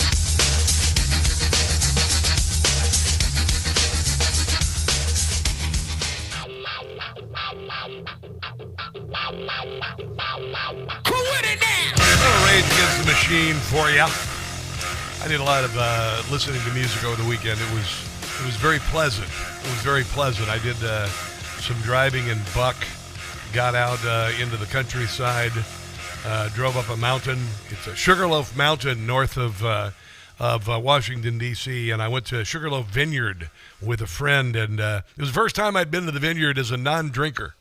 But it was still pretty cool to go there. I really enjoyed being here. I'm enjoying my time here on the East Coast. Those of you who've been listening to this show for a while, I know you got to be. I'm sure that if you know you've heard the show, you know that this is pretty crazy how this has all happened. But I do believe there's a reason why I'm here, and you're here with me too. By the way, you are here with me. So right now what we're doing is we're experiencing the dying throes of the Democrat Party and the radical left in our country. And they're doing everything they can to defend the defenseless, behave like petulant children, cause violence. And they are basically in the final battles of the left's civil war that they've been waging against us that has left billions of dollars in damage, dozens of people dead, thousands of police officer injuries. And now, to add insult to injury, they're acting like Antifa doesn't exist, even though Antifa has been the organization that everybody knows has committed these acts. Honestly, it's so ridiculous to claim otherwise. It's an indignity. They're serving up an indignity. This is what the left does because they are just such giant flaming a-holes. This is Eric Schmidt talking about attacks on ICE and the violent rhetoric of the Democrat Party. What's happening with the assault on ICE officers is truly shocking. Deportations are nothing new. Bill Clinton deported 12 million people. 12 million people. You didn't see this. The radicalization that's happened on the left that plays out with political violence is real. And by the way, let me also point out that if we had a scenario where John Thune was on the Supreme Court steps saying, "You've reaped a whirlwind, Supreme Court justices," and then a right-wing assassin tried to kill Ruth Bader Ginsburg, and then a Republican-appointed judge only gave that person 8 years, there would be riots on the streets. Yeah. Cities would be burning right now. Yeah, well, the left has burned cities, and Daddy came home on November the 5th, and Daddy's going to kick some arse. This is a montage of the media the last couple of years defending Antifa. And I'm going to juxtapose it with what they're saying now about Antifa. Listen. I argue to you tonight, all punches are not equal morally, in the eyes of the law. That's Chris Cuomo. He's working for a different network, but he's still an idiot. Yes. But in the eyes of good and evil, here's the argument. They are strictly principled anti-fascists. And what they see in the Trump administration and what they see happening in this country. Principled anti-fascists who burn people and burn cities and that. They see the neo-fascism that we see. And they've taken a principled stand to stand against white supremacists and white nationalists wherever they may show up. It says it right in the name, Antifa, anti-fascism, which is what they were there fighting. Listen, sounds like they're acknowledging Antifa. No organization is perfect. There was some violence. I think that a lot of people recognize that when pushed, self-defense is a legitimate response to white supremacist and neo-Nazi violence. The problem is to equate the violence in reaction against bigotry with the bigotry itself is to misunderstand the fact that when you go to cancer treatment, the radiation is tough treatment, but it is meant to remove the cancer. There's a group of anti-fascists called the Black Bloc, which do tend to get violent. Their idea is, look, nonviolence hasn't worked, and we are going to try to stop this.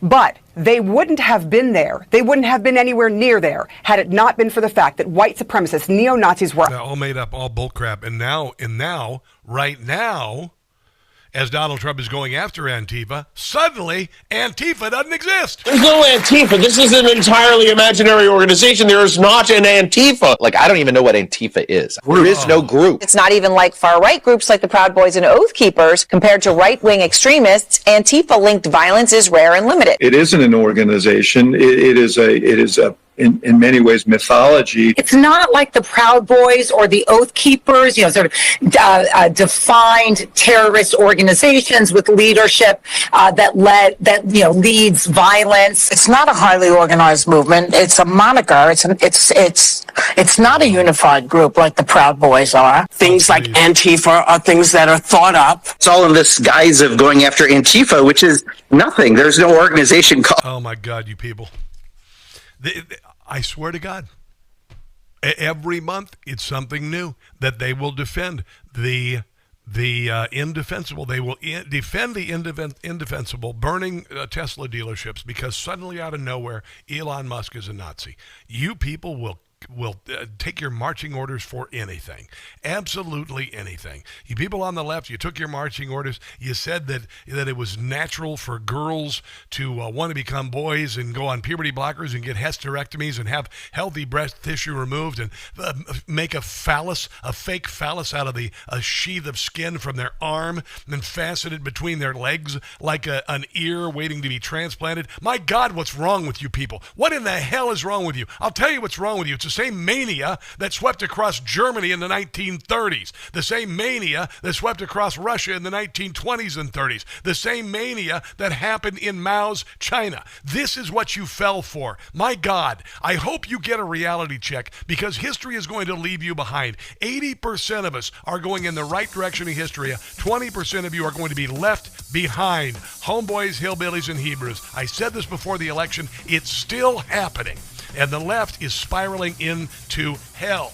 Coming up, the one, the only, Brigitte Gabriel, talking about the peace deal between Israel and Hamas and the rest of the Middle East. Don't go anywhere. It's going to get real good.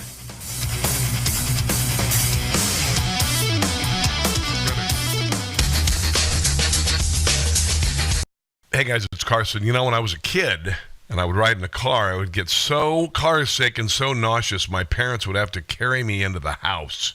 Recently, I went on a sailboat in Mexico, and I got so motion sick, I was sick all day. Then I found Relief Band. If you get nauseous, you absolutely must get Relief Band. Relief Band is the original anti-nausea wristband that quickly relieves and effectively prevents nausea and vomiting associated with motion sickness, anxiety, migraines, hangovers, morning sickness, chemotherapy, and much more. Relief Band is legitimately a band you wear on your wrist to give you relief from nausea, and you can change the intensity to make it stronger or weaker. It's 100% drug-free, non-drowsy, works quickly before or after symptoms start, and has zero side effects. Relief Band has sold over 1 million devices and is backed by thousands of 4-star and above reviews, making it a trusted choice for fast-acting, natural nausea relief. Right now, we've got an exclusive offer just for Rob Carson Show listeners. If you go to reliefband.com, use promo code Carson, you'll receive 20% off plus free shipping. So head to reliefband.com, use promo code Carson for 20% off plus free.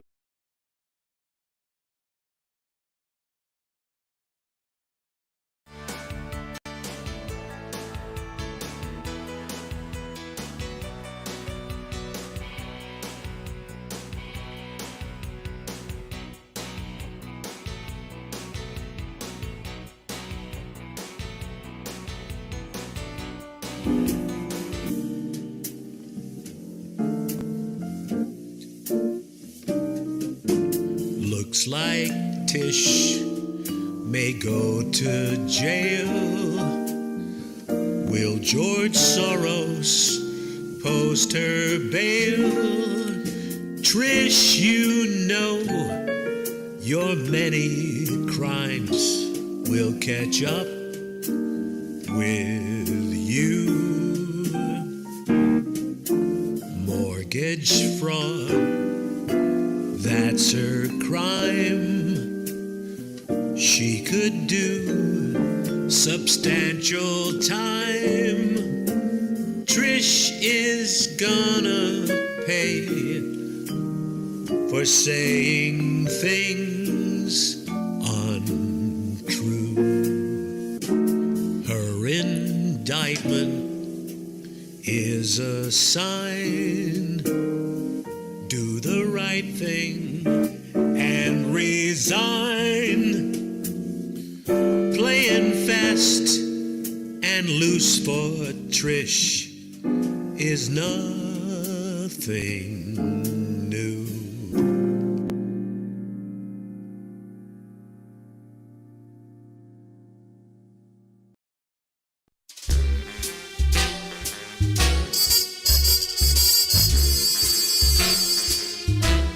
Law enforcement isn't to prevent crime.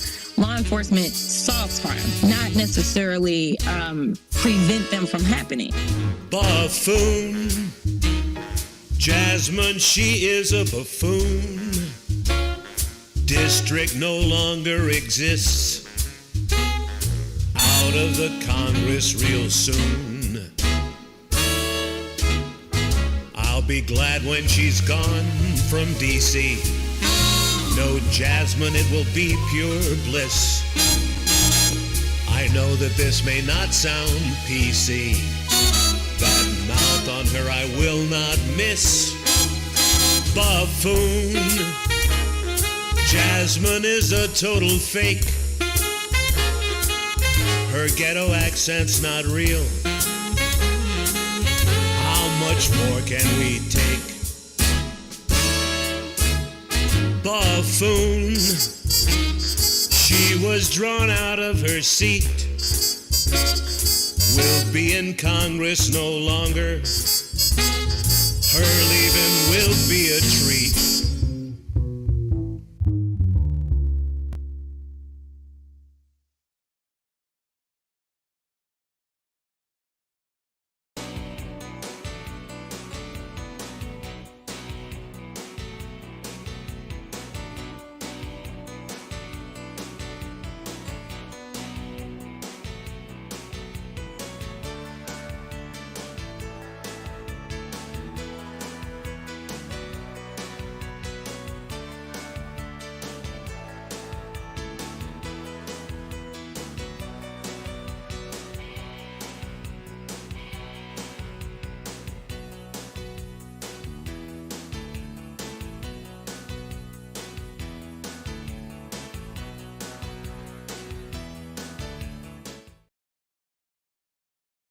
He has the number. I don't know. Oh, so, nope, she says call the cell phone. Brian, call her cell phone. There you go. She banned me from calling her. I kept calling her at night. Hey, how you proceed? I'm just kind of chilling. No, I'm kidding, actually. She says we can call the cell phone. So, Brian, if you would do that, if you would It's whatever number Sandy gave you. I just want a little inside baseball here on the Rob Carson Show, because we're just people doing a show. We're just people doing a show here. But we're going to get Brigitte Gabriel on the cell phone. This is Donald Trump Today. After 2 harrowing years in darkness and captivity, 20 courageous hostages are returning to the glorious embrace of their families, and it is glorious. 28 more precious loved ones are coming home at last to rest in this sacred soil for all of time. And after so many years of unceasing war and endless danger, today the skies are calm, the guns are silent, the sirens are still, and the sun rises on a holy land that is finally at peace, a land and a region that will live, God willing, in peace for all eternity. It would be nice, wouldn't it? After 2 harrowing years. It would be nice. There you go. We will see. Brian, I just texted you, by the way, a number to call Brigitte. We'll get Brigitte. Here is Benjamin Netanyahu today. No American president has ever done more for Israel. And as I said in Washington, it ain't even close. It's really not a match. Mr. President, today we welcome you here to thank you for your pivotal leadership in putting forward a proposal that got the backing of almost the entire world. A proposal that brings all our hostages home. Yeah, there you go. Like I said, my biggest issue with this is the release of criminal members of Hamas who committed atrocities and violence. But what I'm hoping, and maybe I'm hoping against hope, is that Hamas FAFOs and Donald Trump and Benjamin Netanyahu go in and finish the job. Apparently, there are like 7,000 Hamas members who are trying to do some sort of rally. Their pride and their arrogance and their fanaticism drives them, and just looking for an excuse to wipe them out. Brigitte Gabriel, oh my goodness, thank you so much for finding the time to talk to us. We got you on. How are you today?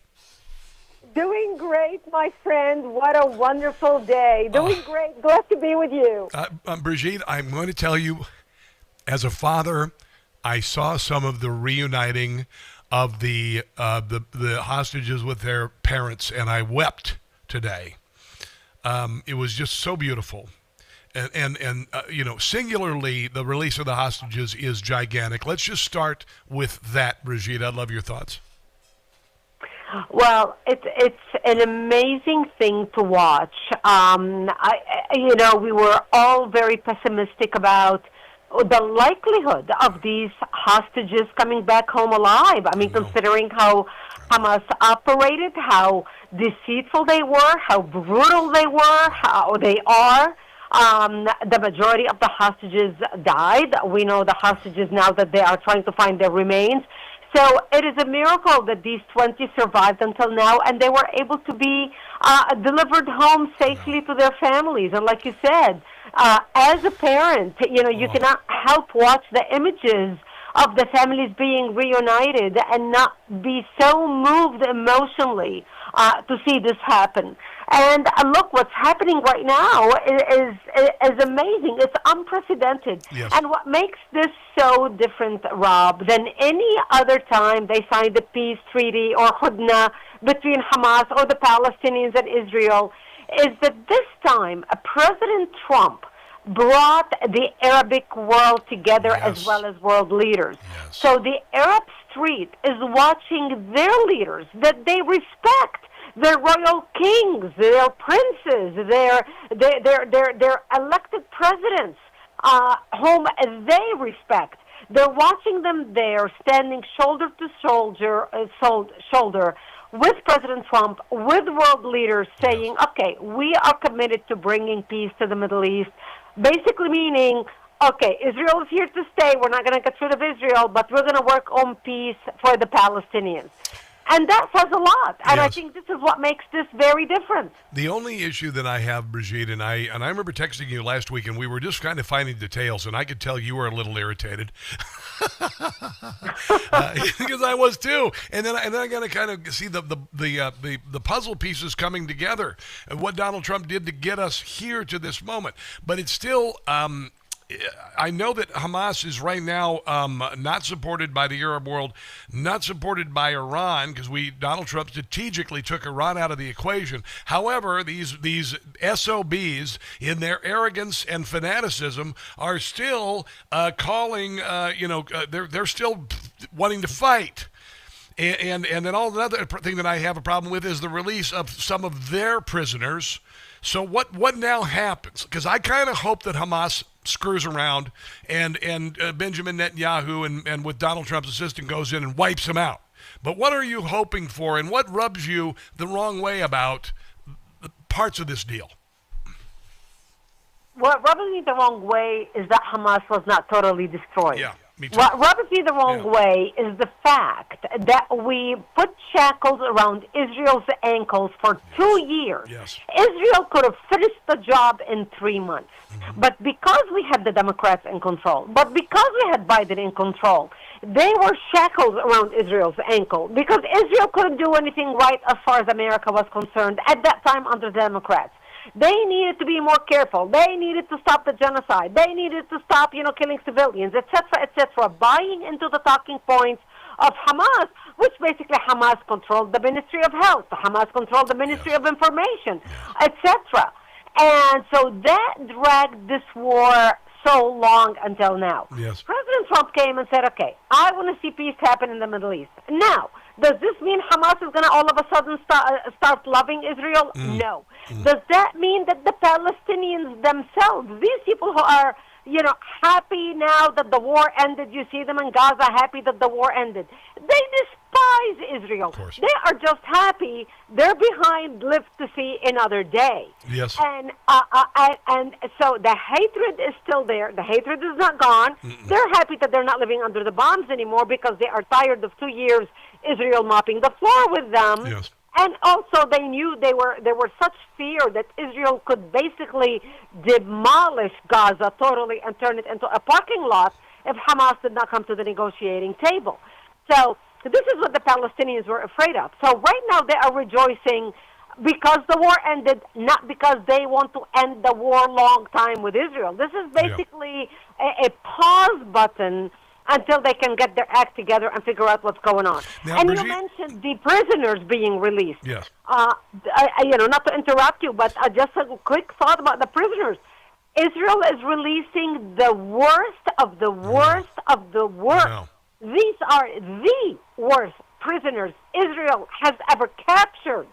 And so the fact that they are being released and they are welcomed as heroes into their families, they are just going to reorganize, reestablish, recommit terrorist attacks. It may not be an operation like October 7th, but, this is we're getting a peace break basically for the next 10, maybe 20 years. All right, well, let's take a break and come back. Can you hold on for the next break? Because I want to know what you think the future is, and I think I have an idea, and I have my fingers crossed that it works in this direction. Can you do that, Brigitte Gabriel? Sure. Lovely. More with Brigitte Gabriel on The Rob Carson Show after this break. Don't go anywhere.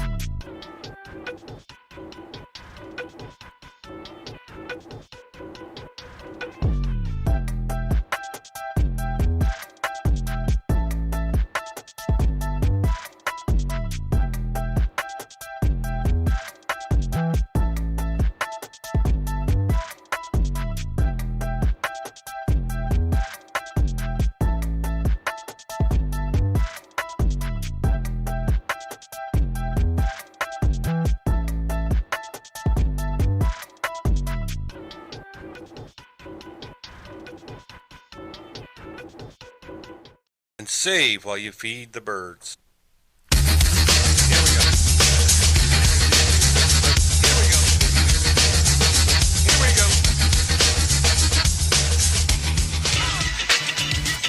I love Israel. I'm with you all the way. You will be bigger, better, stronger, and more loving than ever before. Thank you very much. God bless you. God bless the United States of America, and God bless the Middle East. Thank you, everybody. Wow, that's amazing. Just those words are historic from an American president. God bless the Middle East. Right now we have 7 Arab states who have committed themselves to peace and a peace deal between Hamas and Israel. Brigitte Gabriel on the Newsmax hotline. I knew that Donald Trump was going to be historic, and I said when he was elected that the profundity of his election is going to resonate around the world. And I think I told you months ago I felt that there would be peace in the Middle East, and I also, and I'm still hopeful that the Ayatollah will fall in Iran and the people of Persia would be free. I was right on at least one of those things.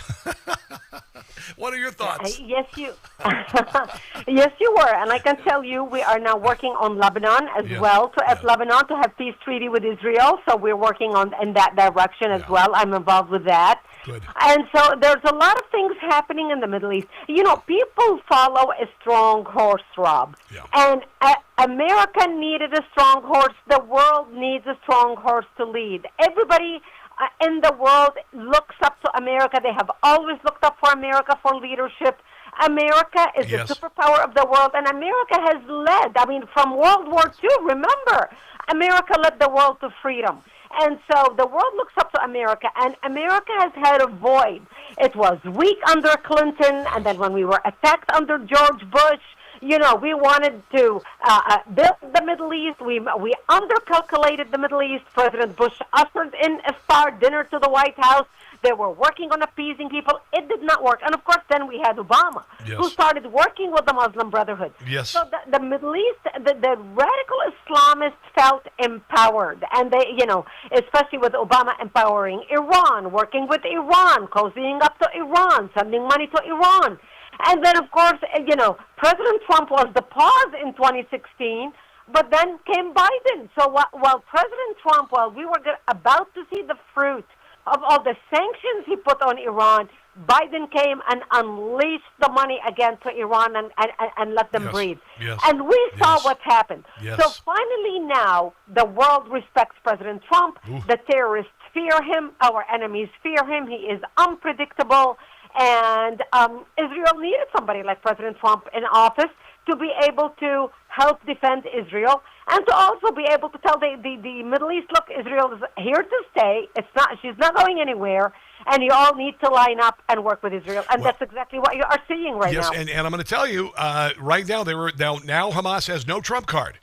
They have nothing They have no ability to get more weapons. Their stockpiles are gone, depleted. They have a ragtag group of Hamas members there, and there's an expression, you know what it is, FAFO, which is bleep around and find out. And I'm just hoping and praying that their arrogance, their hubris, their fanaticism causes them to break one of those parts of the 21-point peace deal, and Netanyahu goes in and finishes them off. And I think that's going to happen.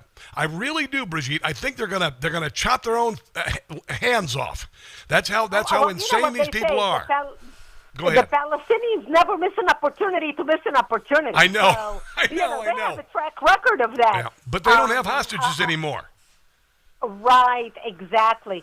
And they don't have the support of the Arab world the way they did. Or Iran. Before we basically attacked Iran, the people, the Palestinians, the Hamas and Gaza always counted, well, the Arabic street is going to be on our side. The Arabic leaders are going to be on our side. Well, right now, they are watching on television all the Arabic leaders standing shoulder to shoulder with President Trump and behind him and working with him. Basically, the Arabic world is saying, look, we want prosperity. We are enjoying what's happening in Dubai and the UAE and all that money and all that wealth. And they know they're running out of oil as well, Rob. So they know they need to establish something other than oil to be able to bring them business. And so they are protecting their own future. You know, they're not stupid. They see the writing on the wall. Oil is running out. So the Palestinians are not going to be able to rely on the Arabic world the way they relied on the Arabic world the last 50 They're just going to shrivel up and die. And if they don't die on their own, then I hope Israel helps them get there. Before we go, Brigitte, I know this is profoundly personal for you because you have watched, numerous decades of this. You've been a victim of radical Islam in this war. What does today feel like for you? It's a beautiful day to see. It's hope. It's a beautiful day to see President Trump bringing all the Arab leaders together to basically figure out a solution to the Palestinian problem and to Gaza. And hope that one day maybe Lebanon will come on board, Syria will come on board, the rest of Middle Eastern countries will come on board and sign a peace treaty with Israel.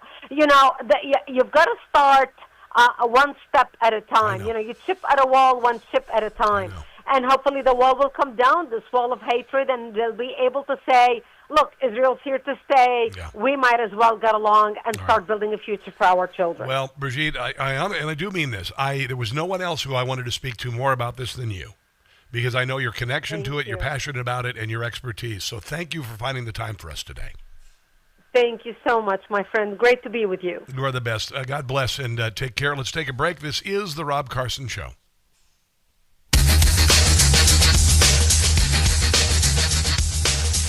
Yeah, she's a freaking remarkable woman. I feel very fortunate to know her. It's my life is so amazing that I get to know people like her. And I look forward to the day that I actually meet her. And give her a big hug. It's going to be amazing. Janine Page, good to see you on the Rumbly-Roo. You guys have been hanging with me all show. This is a pretty damn blockbuster friggin' Monday show, when you say. Dale Arsenault over there on the Facebook, and Squall White. You guys, good to see Vicky Stevens. Hi, love. Natalie Ogando de Rodriguez. Hello, how are you doing? Let's see who's over on the Facebook or on the YouTube. On the YouTube, my God, we got so many people watching on YouTube. Let's see, Moon Shadow. Cat Stevens, thank you. I know a lot about nothing. Doug, just Doug. Good to see you, Doug. Laynette Hudson, thank you for watching. Deplorable Dinosaur, hello. Look at all the people here. Blockbuster is watching on YouTube. Look at all the people who are joining me. Kimberly Viederholt, 627. Hello, my dear. Good to see you. Lots of people watching on the Twitter. We got people watching on Instagram as well, by the way. We are streaming on Instagram. Newsmax Instagram, #1 across the board. On all Newsmax streaming media. Pretty awesome. Pretty amazing. Pretty incredible. There's my voice again. Dookie Bear, Monique Vermont, good to see you there. Tom KT, I hope you're enjoying the show. These are amazing times, and I really hope that Hamas F's around and finds out. I really do, because I want to wipe them off the face of the earth. Right now, they're shriveling. They're just shriveling up and dying. So that's, that's just, we got to keep the pressure on them, and then we got to get rid of all this nonsense in America. All right, here we go. 3.5.